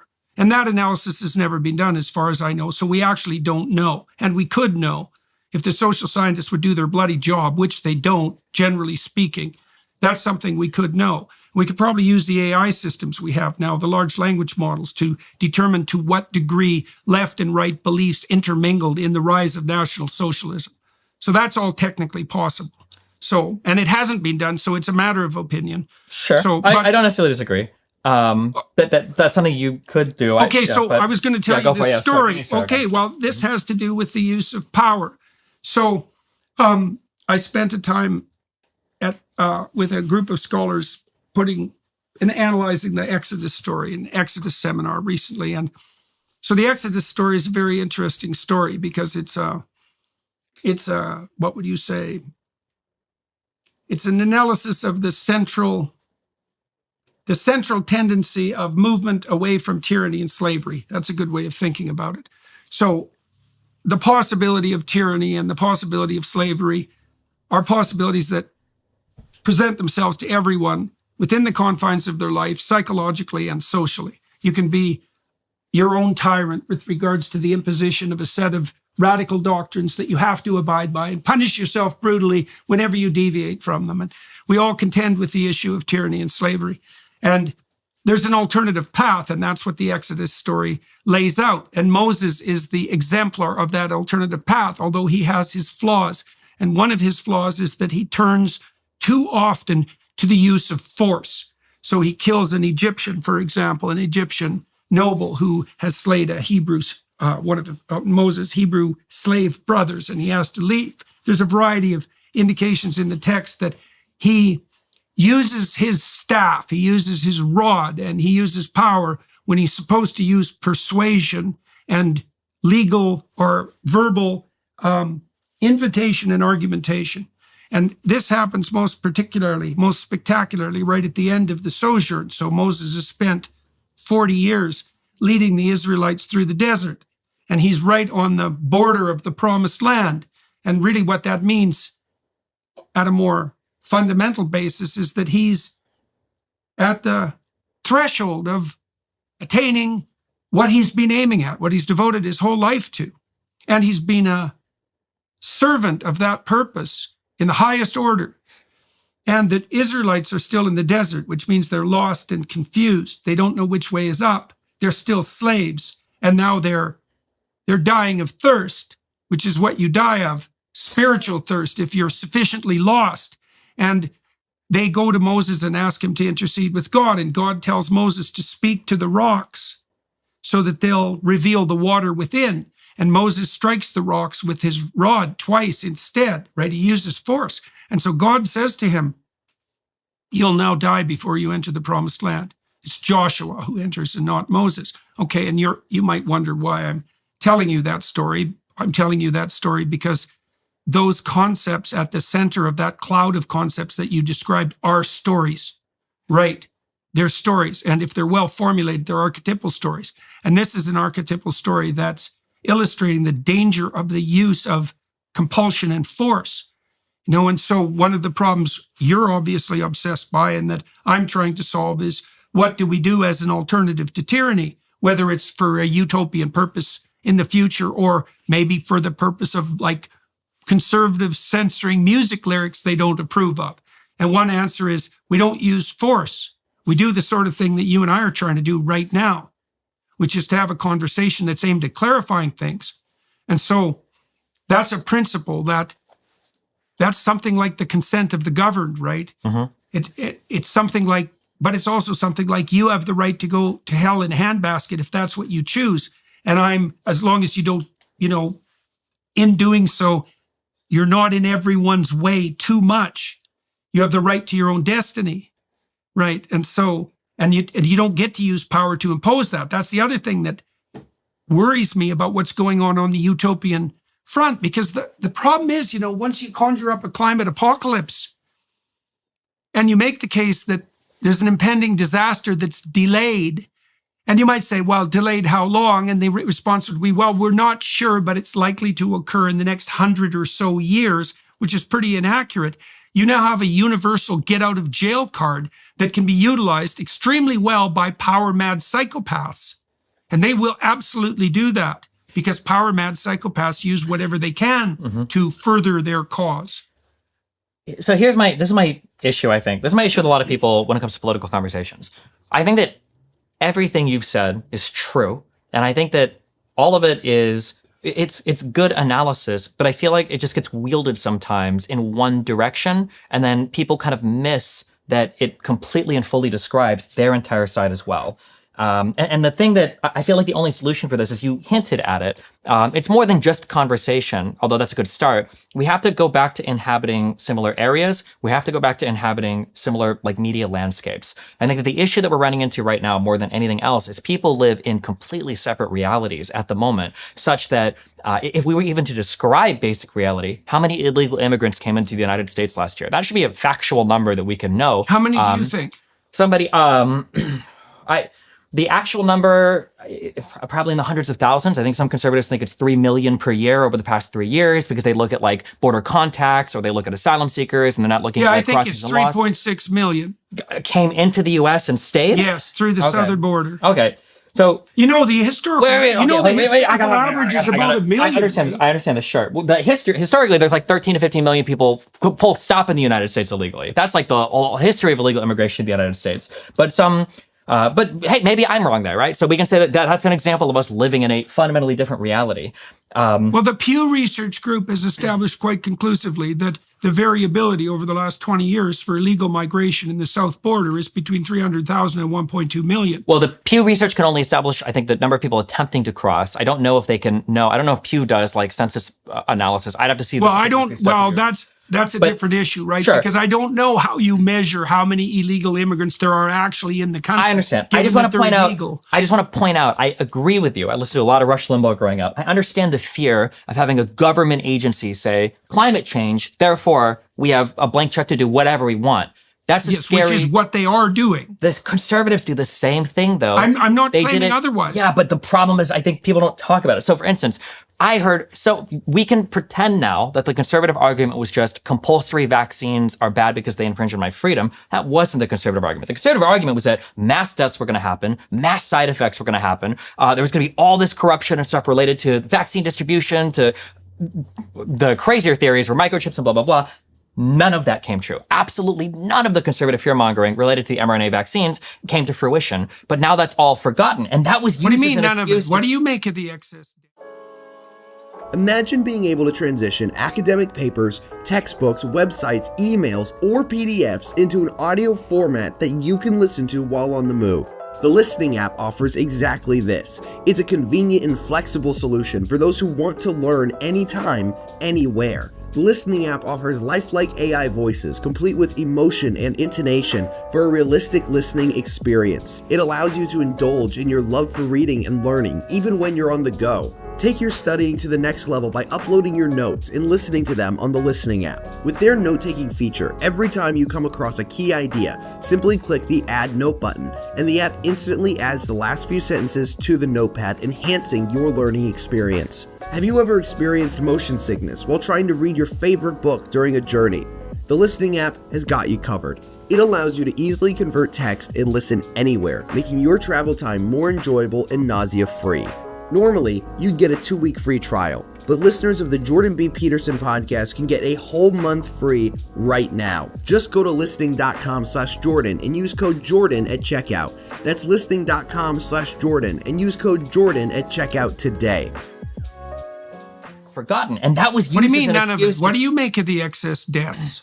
For related to vaccines, there are almost none. The mRNA vaccines have been administered related to vaccines. We don't know. No. We absolutely know. We absolutely. This is like settled science. What do we know in terms of vaccine related? No. That's not my question. Excess deaths in Europe are up about 20%, and they have been since the end of the COVID pandemic. Sounds really high to me. 20%? Go look. I'll check afterwards, but is this including like the Ukrainian war with Russia? No, it's not including the Ukrainian war. Okay. No. Are you implying that you think it's because of vaccines? I'm not implying anything. I'm saying what the excess deaths are. But what is your take on what's causing it? Well, you said that in a counter to me describing mRNA vaccines. You said, well, the excess deaths are 20%. That makes sense that the implication is that the vaccines are causing it or leading to it? First of all, something is causing it. Well, that obviously, yeah. Something is causing it, or some combination of factors. Sure. Now, one possibility is that the healthcare systems were so disrupted by our insane focus on the COVID epidemic that we're still mopping up as a consequence of that. Wait, are these excess deaths tracing back through COVID as well? Post-COVID. Just post-COVID. Post-COVID. Okay. Right. They're terrifying. And they're not well publicized. And I think excess trusts are the fact that you're speaking to them right now seems like yeah, but I ferret down a lot of rabbit holes. It's not like it's front bloody page news on the New York Times. sure, but I think excess deaths that's a metric that you can Google, and I'm pretty sure there are like 3 different huge organizations that track excess deaths around the world. And There in are different many countries. more than 3, yes, in every single European country. Right. Okay. Well, so one relatively straightforward hypothesis is that it's a consequence of the disruption of the healthcare system, the staving off of cancer treatment, etc., the increase in depression, anxiety, suicidality, and alcoholism that was a consequence of the lockdowns, the economic disruption. And there's plenty of reason to believe that some of that is the case. But the other obviously glaring possibility is that injecting billions of people with a vaccine that was not tested by any stretch of the imagination with the thoroughness that it should have before it was forced upon people also might be a contributing factor, partly because we know that it led to a rise in myocarditis among young men. And we also know that there was absolutely no reason whatsoever to ever recommend that that vaccine was delivered to young children, whose risk of death at COVID was so close to zero that it might as well have been zero. When you're talking about a disease, the risk of death isn't the only thing that you worry about for the disease. There's also So you're going to talk about transmission? Because that was another thing that the COVID vaccine pushed. Yeah, but it didn't do anything to transmission. It absolutely did, because it decreased your chance of getting infected. It didn't destroy. It didn't get rid of transmission, but it reduced transmission. Yeah, but it was claimed that it would get rid of only transmission. if you take one reading of one single quote. I think that Biden said one time where he said, "No, come on." I've heard so many times because everybody say, "Oh, you can't take anything Trump says seriously." Biden one time on the news says, if you get the vaccine, you won't transmit the disease. That is so silly. Which was a no. Do you know that our prime minister in Canada deprived Canadians of the right to travel for 6 months because the unvaccinated were going to transmit COVID with more likelihood than the vaccinated? So this wasn't one bloody statement. This was hold on. thorough government policy What in I'm my saying country. is there wasn't a statement given that if you get vaccinated, there is a 0% chance of transmitting the disease. The idea is that vaccines were supposed to help because it reduces your hospitalization, it reduces death, and it reduces transmission, hopefully by making it so that people don't get sick or don't get sick for as long. All 3 of those things, the vaccines did exceedingly well. They continue to do that to this day, but especially for the first variant and then the Delta variant, the vaccines helped immensely here. They were tested. The myocarditis rates are like 7 out of 100,000 injections, and the myocarditis is generally acute, and it's generally not as bad as even getting the coronavirus itself, which will lead you also to having myocarditis. It's a much worse side effect than side effects that have caused other vaccines to be taken off the market before. A 7 out of 100,000 rate of acute myocarditis or pericarditis is not a worse side effect than any other vaccine. I think that is a completely acceptable, given that the disease itself is more likely to cause myocarditis or pericarditis. Yes, I don't think the data suggests support that presupposition anymore. The latest peer-reviewed studies show that that's simply not true, especially among young men. So there is an age bracket of young men where the elevated rate of myocarditis, acute myocarditis from the vaccine might have been higher, but we're talking about like 3 or 4 cases per 100,000 people. And again, myocarditis, pericarditis are generally acute conditions. They don't last for very long. I told you at the beginning of this conversation that the progressive leftists were on the side of the pharmaceutical companies. It's not about being on the side of the pharmaceutical companies. It's about really, yeah. What I see as the unholy part of that alliance with the pharmaceutical companies is that it dovetails with the radical utopians' willingness to use power to impose their utopian vision. Well, then what do you make of the otherwise, fact how that would you explain it? Because the leftists should have been the ones that were most skeptical about the bloody pharmaceutical companies. And they jumped on the vaccine bandwagon in exactly the same way that you're doing right now. Pharmaceutical companies have helped us tremendously throughout the... Right, there we go. Fine. No, I don't think so. No, I don't think so. You're just wrong. I think they're utterly wrong. I see. So you don't think that the pharmaceutical companies who dominate the advertising landscape with 75% of the funding are corrupt? Corrupt is a very broad... No, it's Do you think that corrupt with a tinge of malevolence, willing to extract money out of people by putting their health on the line? You don't believe that? Do you think that we get effective drugs from pharmaceutical companies? Not particularly. Okay. Do you think that any vaccines work? Yes. Do you think that any... I don't think 80 of them work at once for babies.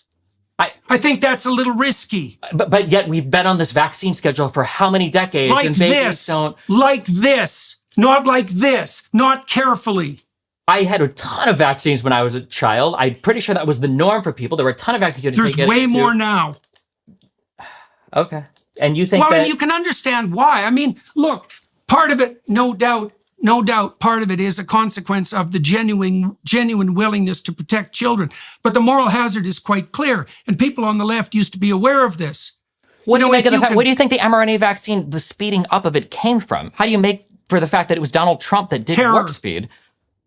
Terror. So foolish panicking, just like we're doing with the climate issue. So you think Trump was panicking? Was he in bed with the pharmaceuticals? Was he working with the left, or was it just that was the only panicky thing he made? He didn't try to push for the mass lockdowns like other far left people would have wanted him to do. That was just the one mistake he made, was the pushing for the vaccine? No, I think Trump undoubtedly made all sorts of mistakes, and it certainly wasn't only the left that stampeded toward the forced COVID vaccine debacle. But it was most surprising to me that it emerged on the left, because the left at least had been protected against the depredations of gigantic predatory corporations by their skepticism of the gigantic enterprises that can engage in regulatory capture, and that just vanished. Is it not possible that maybe people looked and they said, hey, if all the governments, all the institutions, all the schools, all the private companies across all the countries around the world are saying the same thing, maybe it is the case that this vaccine just helps. Is that not possible? Oh, sure. Of course it's possible, but that didn't mean it was right. Well, they used force. They used force. We use force for all sorts of things in terms of public health. We don't generally use force to invade people's bodies. How long have vaccine mandates been a thing in Canada, the United States, and the entire world? I don't think they should have been a thing. That's great if you don't think they should have been, but when you say we don't generally use force, we absolutely use force. We've enforced vaccines for a long time. It's an important part of public health. Fair enough. We did it on a scale and at a rate during the COVID pandemic, so-called pandemic, that was unparalleled. And the consequence of that was that we injected billions of people with an experimental, and it wasn't a bloody vaccine. Of course it wasn't. Yes, it was. No, it isn't. Yes, it is. It's not. Isn't it a 100% success rate? You think it's a definition of vaccine? Well, the point of the vaccine is to give your body a protein to train on so that your immune system works. Who cares if it's not the same? There's different types. They used the word vaccine so that they didn't have to contend with the fact that it wasn't the same technology. There are different types of vaccines that are different technologies. Fine. The mRNA vaccines is a type of vaccine technology. Vaccines. Now this is vaccines. No, it was like this and now it's like this. No. It was like this and now it's like this. The mRNA technology was a radical, qualitative leap forward in technology. You can call it a vaccine if you want to, but it bears very little resemblance to any vaccine that went before that. And the reason it was called a vaccine was because vaccine was a brand name that had a track record of safety, and shoehorning it in that was one of the ways to make sure that people weren't terrified of the technology. And I think the reason it's called a vaccine is because they're injecting you with something that's inoculating you against something in the future, because it has proteins that resemble a virus that infects your immune system. There are overlaps between the mRNA technologies and vaccines, to be sure, but they wouldn't have been put forward with the rate that they were put forward if they weren't a radical new technology. And it's bad in principle to inject billions of people with an untested new technology. Isn't it also bad in principle for billions of people to get infected with a worldwide pandemic that initially was causing a decent number of deaths, a ton of complications, shutting down world economies? Maybe it was. So shouldn't we be able to engage in that analysis and figure out, like, if we look at the we're not engaging in the analysis. No, because now we're talking about whether or not vaccines or even vaccines or not instead. No, don't play that game. That is not what I was doing. I was making a very specific and careful case. The mRNA technology, by wide recognition, is an extraordinarily novel technology. And that doesn't make it not a vaccine, though. Well, okay, it's a radically transformed form of vaccine. I don't give a damn. That still makes it something so new that the potential danger of its mass administration was highly probable to be at least or more dangerous than the thing that it was supposed to protect against. And we are seeing that in the excess deaths. Absolutely not saying. So are you implying now that the excess deaths were caused by the vaccines? Or I don't bloody well know what they're caused by. That's what you're implying now. Well, look, if you're going to use Occam's razor, you're kind of stuck in an awkward place here. I'm absolutely not sucking it out. This is the most administered vaccine in or inoculation, or whatever you prefer to call it, in the history of all of mankind. Every single organization around the world is motivated to call this out if it was a bad thing. You don't think Russia or China would be screaming if Donald Trump or the United States warp sped through a vaccine that was having deleterious effects on populations all around the world? You don't think there wouldn't be some academic institution? You didn't think there'd be more than a handful of doctors and Joe Rogan and some conservatives saying this vaccine might have been bad if it was the case that American companies working with companies in Europe and Germany especially, right, because that's where BioNTech is from, in order to create or manufacture a vaccine that was causing excess deaths all around the world? There are so many different people that we motivated to call this out. How do you explain the fact that no, it's a handful of people? Where are the governments calling it out? Where are the academic institutions calling it out? Where are the other private companies calling it out? Wouldn't you stand to make a killing if you were a private company in Europe and you could say, look, the mRNA vaccines for sure are causing all of these issues? Why wouldn't Putin? Why wouldn't Xi Jinping? Why wouldn't anybody else in the world call this out if it was as horrible as it was? There are plenty of people attempting to call nobody credible and no huge institution. What do you make of the excess deaths?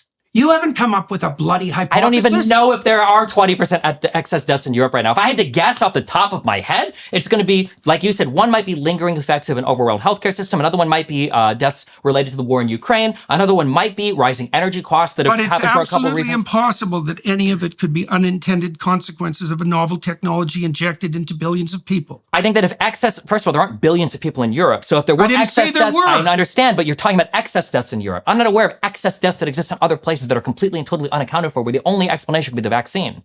I think if there were, I think more people would be talking about it. Well, first of all, the number of people talking about something is not an indication of the scientific validity of a claim.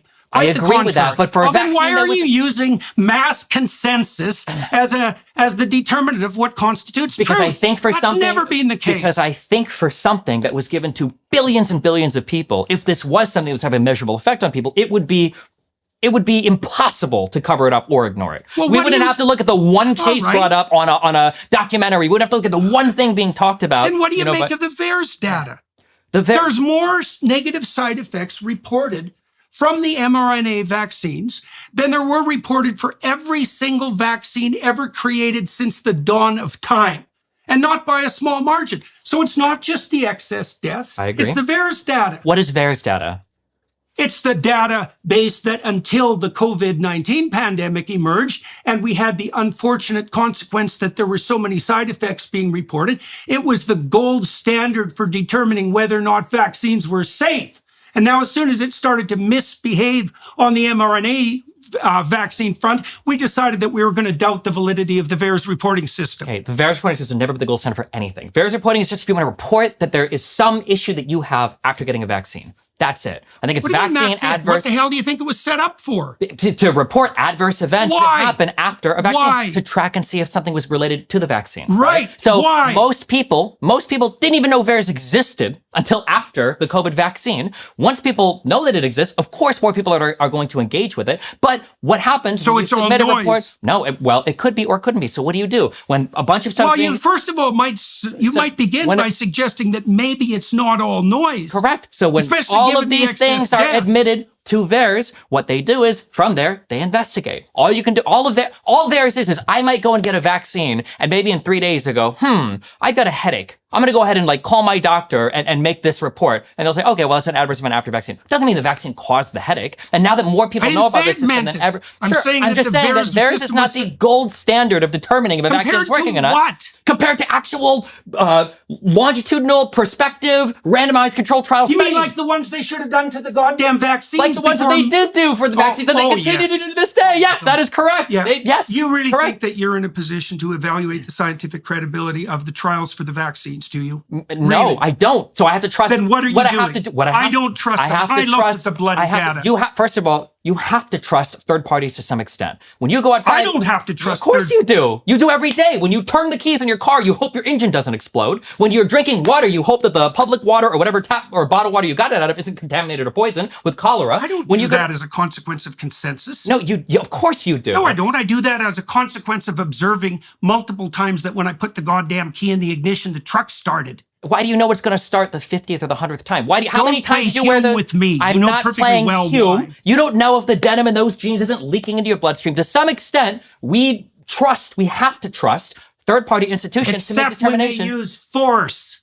How about Especially that? when they use force. We trust the police officers. We trust the judicial systems. We do. We on the left trust the police, do we? To some extent, do we? If somebody's breaking into your house, who do you call? Them. I'm not a defunder, but if somebody's breaking into your house, you can be the most defund person in the world. Who are you going to call? Are you going to call your neighbor? Are you going to call Joe Biden? Are you going to call Obama? Are you going to call the Black Panthers? You're going to call the cops. Okay, so tell me this.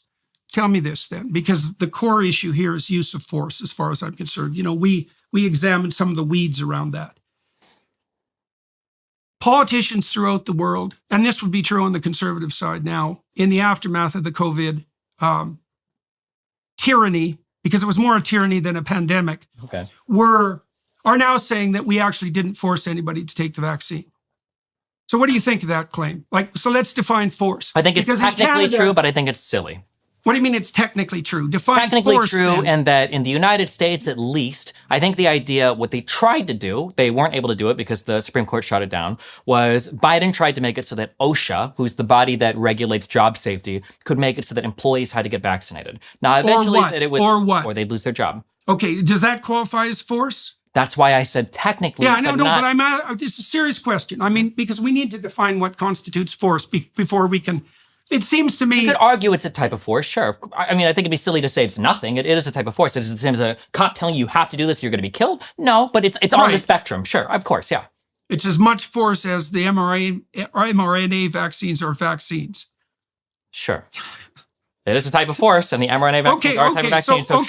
Look, I really think the problem was with the COVID response. I really think the problem was the use of force. I mean, I can understand to some degree, although I'm very skeptical of the pharmaceutical companies and far more skeptical than your insistence upon the utility of consensus might lead me to believe you're skeptical of them, which is surprising, I would say, given I'm very skeptical of them. That's why I'm glad there's multiple companies, multiple countries, multiple academic institutions that do research, and the FDA. Yeah, I'm very skeptical. You should be in any private system. You should be skeptical of every private company, of course, whether we're talking media, pharmaceuticals, or automobile manufacturers, yeah. But skepticism doesn't mean a blind adherence to the complete total opposite of whatever it is they're saying, right? There are undoubtedly, like if you look at Alzheimer's research, there's been groundbreaking improvements on drugs to treat Alzheimer's research over the past 3 years that 5 years ago, none of these drugs even existed. And now, yeah, so I mean. How about if you're skeptical of anyone who's willing to use force to put their doctrine forward? Then you're skeptical of literally every single person, political ideology ever have existed in all of humankind. Some degree of force, you would undoubtedly believe this, right? Some degree of force is probably necessary for any kind of cohesive society, right? No, I don't believe that. Of course there is. No, even if you had a tribe of 100, 120 people, if somebody was stealing something, right? You have to punish that person. I said earlier that becomes complicated when you're dealing with the psychopathic types.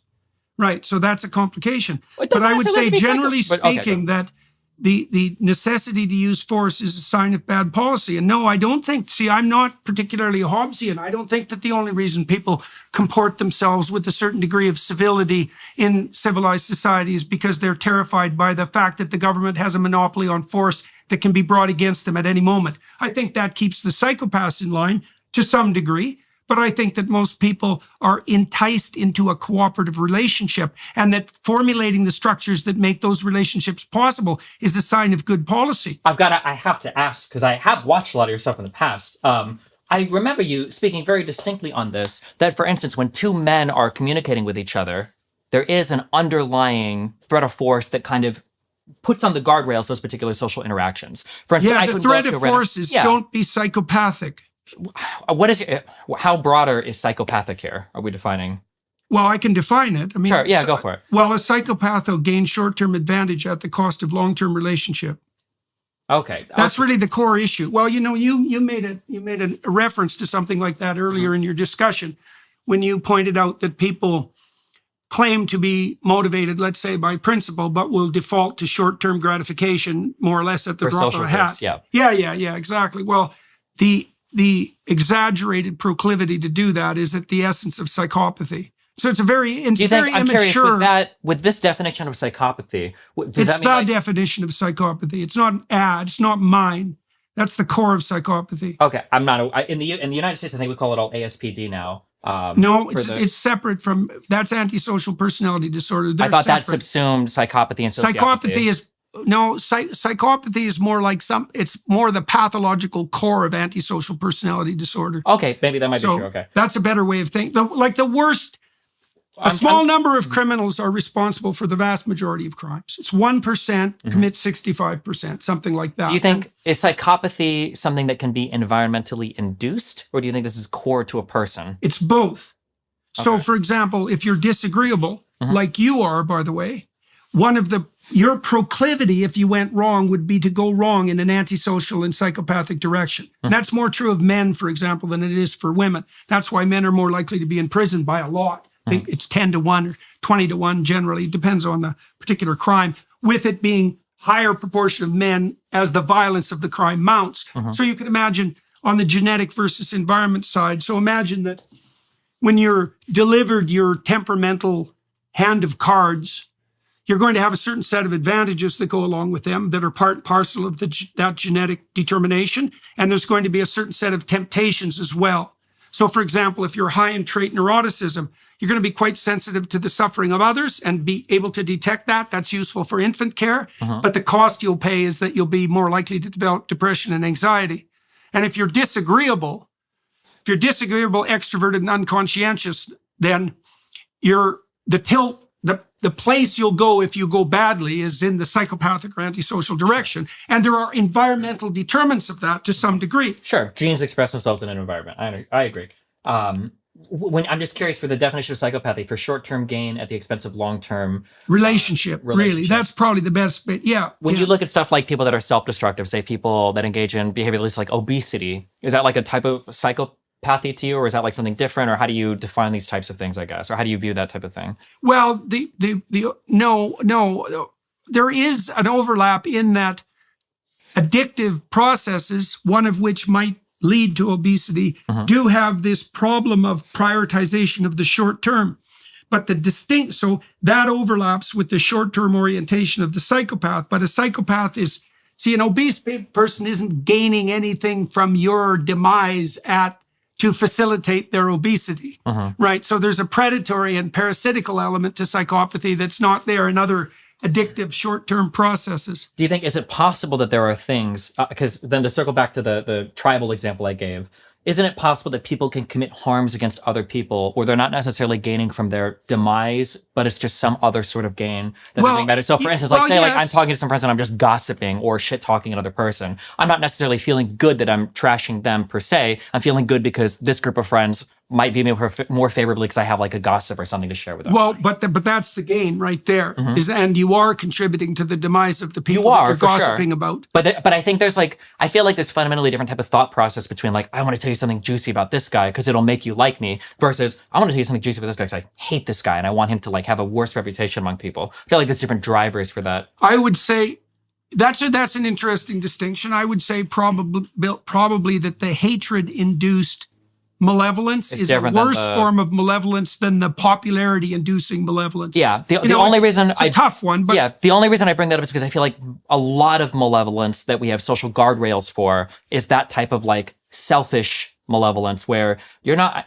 I would argue even the majority of malevolence in the world is usually people acting selfishly or being inconsiderate, not necessarily like I hate this. Yeah, person, I think that's right. Sure. I think that's why Dante outlined levels of hell, right? Yeah, well, exactly that. And I mean, that book was an investigation into the structure of malevolence, right? He put betrayal at the bottom, which I think is right. I think that's right, because people who develop post-traumatic stress disorder, for example, which almost only accompanies an encounter with malevolence rather than tragic circumstances, they are often betrayed, sometimes by other people, but often by themselves. And yes, there are levels of hell, and you outlined a couple there.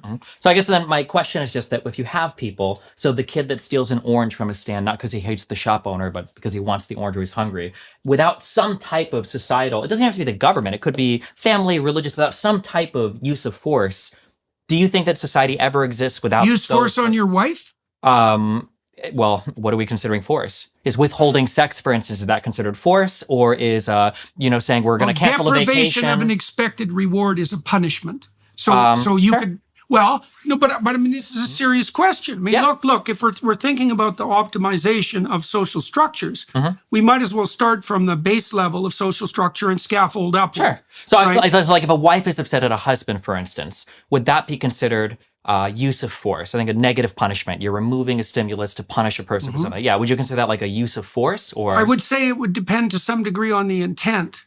The intent is to punish a behavior, well, if the intent is to punish, then it's starting to move into the domain of force. I mean, look, while we've been talking, there have been bursts of emotion, right? Yeah. And that's because we're freeing entropy and trying to close and to enclose it again. And so that's going to produces negative emotion fundamentally, most fundamentally anxiety and pain, and secondarily something like anger, because those emotions are quite tightly linked. Sure. And so within the confines of a marriage, because we might as well make it concrete, there are going to be times when disagreements result in bursts of emotion. And those bursts of emotion don't necessarily have to have an instrumental quality, right? It's when the emotion is used manipulatively to gain an advantage that's short-term for the person, and then maybe that's at the expense of the other person, or even at the expense of the person who benefits future self. Then it starts to tilt into the manipulative. There's a tetrad of traits. So narcissism, Machiavellianism, that's manipulativeness. Narcissism is the desire for unearned social status. That's what you'd gain, for example, if you were gossiping and elevating your social status. Machiavellianism, narcissism, psychopathy, that's predatory parasitism, and those culminate in sadism. And that cloud of negative emotion that's released in the aftermath of disagreement can be tilted in the direction of those traits. And that's when it becomes malevolent. And that's when the problem of force starts to become paramount, because I think that your fundamental presupposition was both Hobbesian and ill-formed. I do not believe that the basis for the civilized polity is force. Now, you're saying that you can't abjure the use of force entirely, and I would say, unfortunately, that's true. I would agree with you. But if the policy isn't invitational, if I can't make a case that's powerful enough for you to go there voluntarily, then the policy is flawed. Now, it may be that we have some cases where we can't do better than a flawed policy because we're not smart enough. And maybe the incarceration of criminals with a long-term history of violent offenses is a good example of that. We don't know how to invite those people to play. They have a history, generally from the time they're very young children, from the age of 2, of not being able to play well with others. And it's a very, very intractable problem. There's no evidence in the social science literature at all that hyper-aggressive boys by the age of 4 can ever be socialized in the course of their life. The penological evidence suggests that if you have multiple offenders, your best bet is to keep them in prison till they're 30. And the reason for that is it might be delayed maturation, biologically speaking, but most criminals start to burn out at around 27. So it spikes, it's a big spike when puberty hits, and then stability among the hyper-aggressive types. So actually what happens is the aggressives at 4 tend to be aggressive their whole life, and then they decline after 27.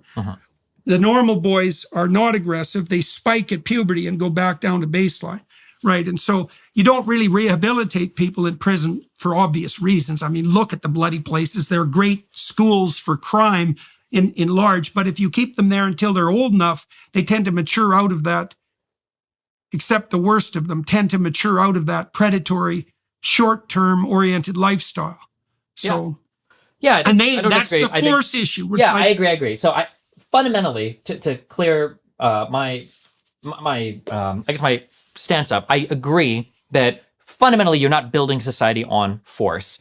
If for no other reason, because there'd be so much friction, it would fly apart at the seams, right? You can't force. You get resistance if you use force. Fundamentally, we're building off of cooperation. You want to invite people to participate in society. I agree with that. I feel like once you start to hit certain thresholds or certain points, and you've got so many different types of people involved, at some point we're going to have force around the edges, on the guardrails, just to make sure that we don't allow. Are you familiar with like tit for tat systems? Very. Yeah, tit for tat is probably a really important part of our evolutionary biological history and an important part of the animal kingdom. And I think to some degree that tit for tat punishment is important. Is that force or justice? You can call it what it is. No. I'm curious what you think. This is a very serious question. Yeah. Because the tit for tat, the tit for tat is very bounded, right? It's like, you cheat, I whack you, and then I cooperate, right? So, and I do think that there's a model there for what we actually conceptualize as justice. It's like, you don't get away with it, but the goal is the reestablishment of the cooperative endeavor as fast as possible. Of course, I agree. But in a reductionist way, we're kind of just using justice here as a stand-in for force, right? Well, because a tit for tat system. That's a good. So there are different types of tit for tat systems, right? You've got tit for tat, you've got tit for tat tat, there's all sorts of type systems where maybe you'll let somebody make a mistake 1 or 2 times, but you can't have a tit system because then somebody can come in and take advantage of it. Yes, so which is the problem with the compassionate left, by the way. To some extent, sure, it can be. Or a problem with the right that's far too forgiving of Donald Trump. But I would say that tat part, you can call it justice. I think justice is a perspective of force, right? Where some people might consider a force to be just, the cop that arrests the murderer, and other people might consider that force, that tat, to actually be injustice because the murderer was responding to environmental conditions, blah, blah, blah, or was financial or whatever. That's a stupid theory, that responding to environmental conditions theory. Because here's why it's not. Because essentially that's Rittenhouse's self-defense is responding with violence. So if you assume that there's a causal pathway from early childhood abuse to criminality, let's say, which is the test case for environmental determination of the proclivity for the exploitation of others, then it spreads near exponentially in populations. That isn't what happens. So here's the data. Most people who abused their children were abused as children. But most people who are abused as children do not abuse their children. And the reason for that is because if you were abused, there's 2 lessons you can learn from that. One is identify with the abuser. The other is right, exactly. And what happens, and if this didn't happen, every single family would be abusive to the core very rapidly. What happens is the proclivity for violence it dampens itself out as a consequence of intergenerational transmission. So the notion that privation is a pathway to criminality, that's not a well-founded formulation. And there are an infinite number of counterexamples, and they're crucial. Some of the best people I know, and I mean that literally, are people who had childhood so absolutely abysmal that virtually anything they would have done in consequence could have been justified. And they chose not to turn into the predators of others. And that was a choice, and often one that caused them to reevaluate themselves right down to the bottom of their soul. And so that casual association of relative poverty even with criminality, we know this too. You take a neighborhood where there's relative poverty, the young men get violent. They don't get violent because they're all hurt and they're victims. They get violent because they use violence to seek social status. And so even in that situation, it's not, oh, the poor. It's no wonder they're criminal because they need bread. It's like, sorry, buddy, that's not how it works. The hungry women feeding their children don't become criminals. The extraordinarily ambitious young men who feel it's unfair that their pathway to success become violent. And that's 100% well documented, and generally by radically left-leaning scholars. Sure, so, I don't disagree with any of that. Wealth inequality in areas is a much better predictor of crime than poverty, than absolute right, poverty. But it's a very specific form of crime. It's status-seeking crime by young men, right? Well, but that shows you what the underlying motive is. It's not even redress of the economic inequality. It's actually the men striving to become sexually attractive by gaining position in a dominance hierarchy. Well, I think you have to be really careful with that assessment, though, because you can say that it's not economically. It's not seeking economic. Because we're assuming that people that commit crime in these types of circumstances are status seeking and not trying to seek economic remedy. But that's it might exactly what we're assuming. But it might be the case, for instance, that in economically prosperous areas, that the men there aren't actually seeking economic prosperity. They're also just trying to elevate status, but they do it through economic prosperity. It's potential, right? They do it with a longer term vision in mind. Sure, they're trying to elevate. I wouldn't disagree with that in the least. Sure. But they do it with a much longer time horizon in mind. And we know this partly because there have been detailed studies of gang members, for example, in Chicago, who are trying to ratchet themselves up the economic ladder, but they do it with a short-term orientation. Most of them think they're going to be dead by their early 20s. Sure. So they're trying to maximize short-term gain. So it has nothing to do with with the redress of economic inequality, except in the most fundamental sense. And it is status driven because they're looking for comparative status. Sure, I understand among what you're compatriots. saying. I don't think any human being has baked in a desire to seek economic prosperity. I think that that's like a third order thing that we look for. And fundamentally, it's probably more like safety, security for ourselves, and then status seeking for other things. I think that changes when you have children. No, well, I mean, the safety and Because security your would extend to your status is children. irrelevant or starts to become irrelevant at that point. I mean, depending on how you view your status, right? You can't do that every time we have a discussion. Sure. You know, Well, I'm just saying, for redefine instance, one of the damn important things for my core child is term. to be able to send my child to a good school. I need to have an elevated status, right? I need to be able to buy a house in the right school district, or I need to be able to pay the education for him Right, to but go. you're not telling me, I hope, that the driving factor behind your desire to care for your children is an elevation in your status. No, but I'm saying that the elevation of status might be what allows you to take care of children. So, for instance, one of the biggest predictors of getting married is already it status achieving. or position? Well, that's what I'm saying. I'm saying there's a. I know, all they're of these things kind of confounded. play into, yeah.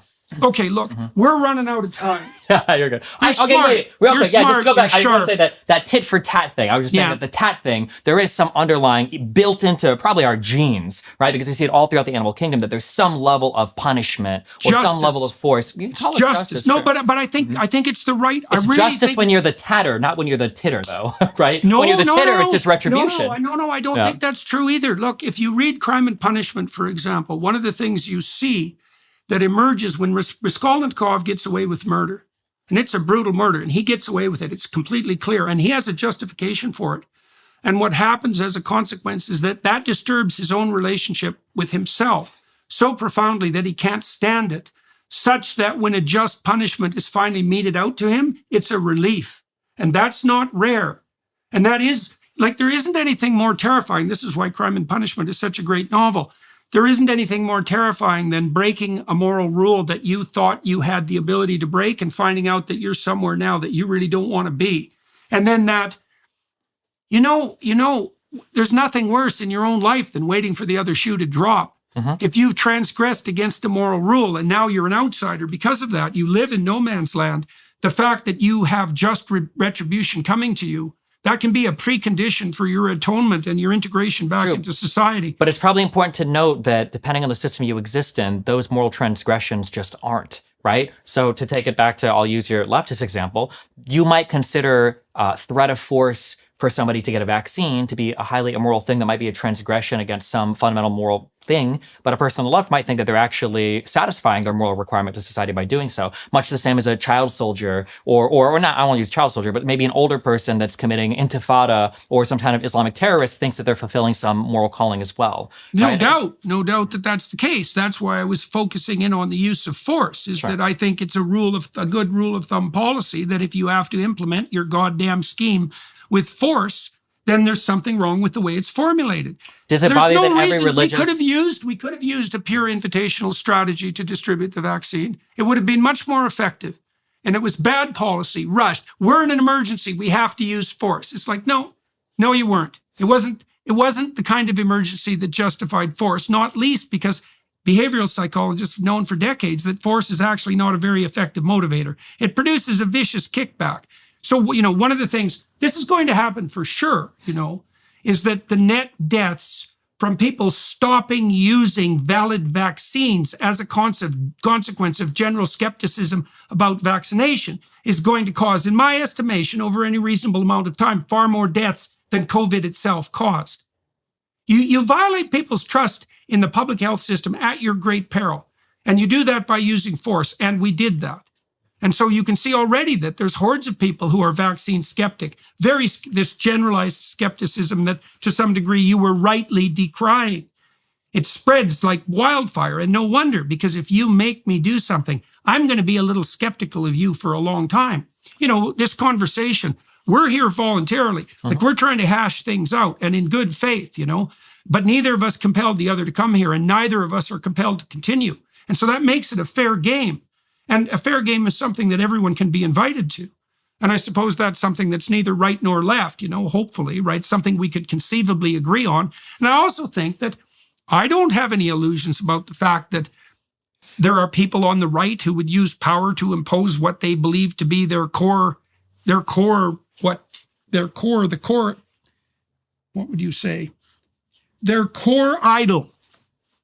Of course, the temptation to use force is rightly pointed to by the leftists who insist that power is the basis for everything. It isn't the basis for everything. That's wrong. It's really wrong. But it's a severe enough impediment to progress forward that we have to be very careful about it. So look, we have to stop. Sure, yeah. I want to know if there's anything else you'd like to say before we stop, because unfortunately we have to stop rather abruptly. And so I think I feel like we got pretty far into this. What are you trying to accomplish? Let's stop with that. We found out a little bit about who you are. I mean, you formulated your proclivity in terms of, to some degree, in terms of delight in argumentation or facility at it, which you certainly have. The danger in that, of course, is that you can be oriented to win arguments rather than to pursue the truth. And that's the danger of having that facility for argumentation. Sure. But what are you hoping to accomplish by engaging in conversations like this in the public sphere? Elevation of status, Absolutely. That's one possibility. No, I feel like I think debate or argumentation is good because it forces two sides to make their ideas somewhat commensurate to the other. If two people are having a conversation, they have to be able to communicate said ideas to the other person. Otherwise, it's just a screaming match. And I think there is a good, for the sake of like just being bipartisan or having a collection of people in a certain area and having different people together, just that in and of itself without anything else happening, I think produces a good, at least for a democratic society. For instance, like I would agree that school, maybe not faculty, but administrators are very, very, very, very, very far left today. Dangerously so. I don't have to talk to you about this, obviously. But I think part of the responsibility to that, I think, rests at the feet of conservatives who, instead of maintaining participation in the system, decide that they're going to throw their hands up and disengage. When I go and I see... Or be forced out, sure. in my case, that's fine. Example. Yeah, sometimes it can happen. But I think that often, rather than accepting being forced out, or rather than encouraging other people to disengage, the engagement has to happen. It can't be I'm losing faith in the system, so all of us are going to go here and do their own thing. It has to be like, no, we're going to be here in these conversations, whether you like it or not, because in a democracy, sometimes the guy you don't like wins. Sometimes the policy that you don't like is enforced. Sometimes a guy you don't like is somebody you have to share an office or a classroom with, and we need to be okay with that. And I'm worried that like the internet is driving people into these like very homogenous but very polarized groups. The data on that, by the way, aren't clear. Like whatever's driving polarization doesn't seem to be as tightly related to the creation of those internal bubbles as you might think. Like I've looked at a number of studies that have investigated to see whether people are being driven into homogenized information bubbles, and it isn't obvious that that's the case directly, although the polarization that you're pointing to, that you're concerned about, that seems to be clearly happening. So, and why that is, well, that's a matter of, intense speculation. I feel like the homogeneity, I feel like it's not so much, this is not research-based at all, it's just a total feeling, so I'll admit that. But the feelings that I have is, it's not necessarily that homogeneity has increased, it's that homogeneity has increased as a byproduct of the bubbles becoming larger. So for instance, it might be that I'm from Omaha, Nebraska. It's a town or city really, in Nebraska, right? It might have been that 50 years ago, there are bubbles in living in Omaha, and there are different bubbles for living in Lincoln. And there might be bubbles in Toronto or neighborhoods in Toronto, or there might be bubbles in Vancouver. But now as the internet exists and things become more internationalized, these bubbles it's not just a bubble that exists in these cities. Now the bubbles have come together. And as a result of them coming together. That's another gigantism problem. Sure, yeah. Or a globalization problem or a communication problem. But you run into this issue where somebody might be in a particular city or state and have a really strong opinion about what AOC says, but they don't know anything about their local political scene. And I think that that's an issue because the bubbles have gotten so large and they're encompassing so many people now, and you're expected to have like a similar set of beliefs between all of these different people now that might live in totally different places. That's, I think, a big issue we're running into. Yeah, well, that could be, we'll close with this, I think. That might be one of the unintended consequences of hyperconnectivity, right? Is that we're driving levels of connectivity that get rigid and that we also can't tolerate. Yeah. All right, well, that's a good place to stop. Well, thank you very much for coming in today. That's much appreciated. And you're a sharp debater and good on your feet. So that's fun to see. And I do think that your closing remarks were correct, is that the alternative to talking is fighting. Right. So when we stop talking, It's not like the disagreements are going to go away. Yeah. We will start fighting. Yeah. Right. Probably same for marriages too, even. Talking, right? Absolutely. And talking can be very painful because a conversation can kill one of your cherished beliefs, and you will suffer for that, although maybe it'll also help you. But the alternative to that, death by offense, is death. Right. Yeah. Right. So better to substitute the abstract argumentation for the actual physical combat. For sure. Right. Sometimes, like, the worst relationships are the ones where couples fight a lot, and sometimes that's the really right. bad ones are where they don't fight ever, and then all of a sudden there's the couples who fight and reconcile are the ones that. Yes, exactly. All right. Well, that was good. Thank you very much, and for everyone watching and listening on the YouTube platform, thank you very much for your time and attention. And we're going to spend another half an hour or so on the Daily Wire side. So if you're inclined, tune into that, and we'll find out a little bit more about the background of our current interviewee, Destiny. See you later, guys.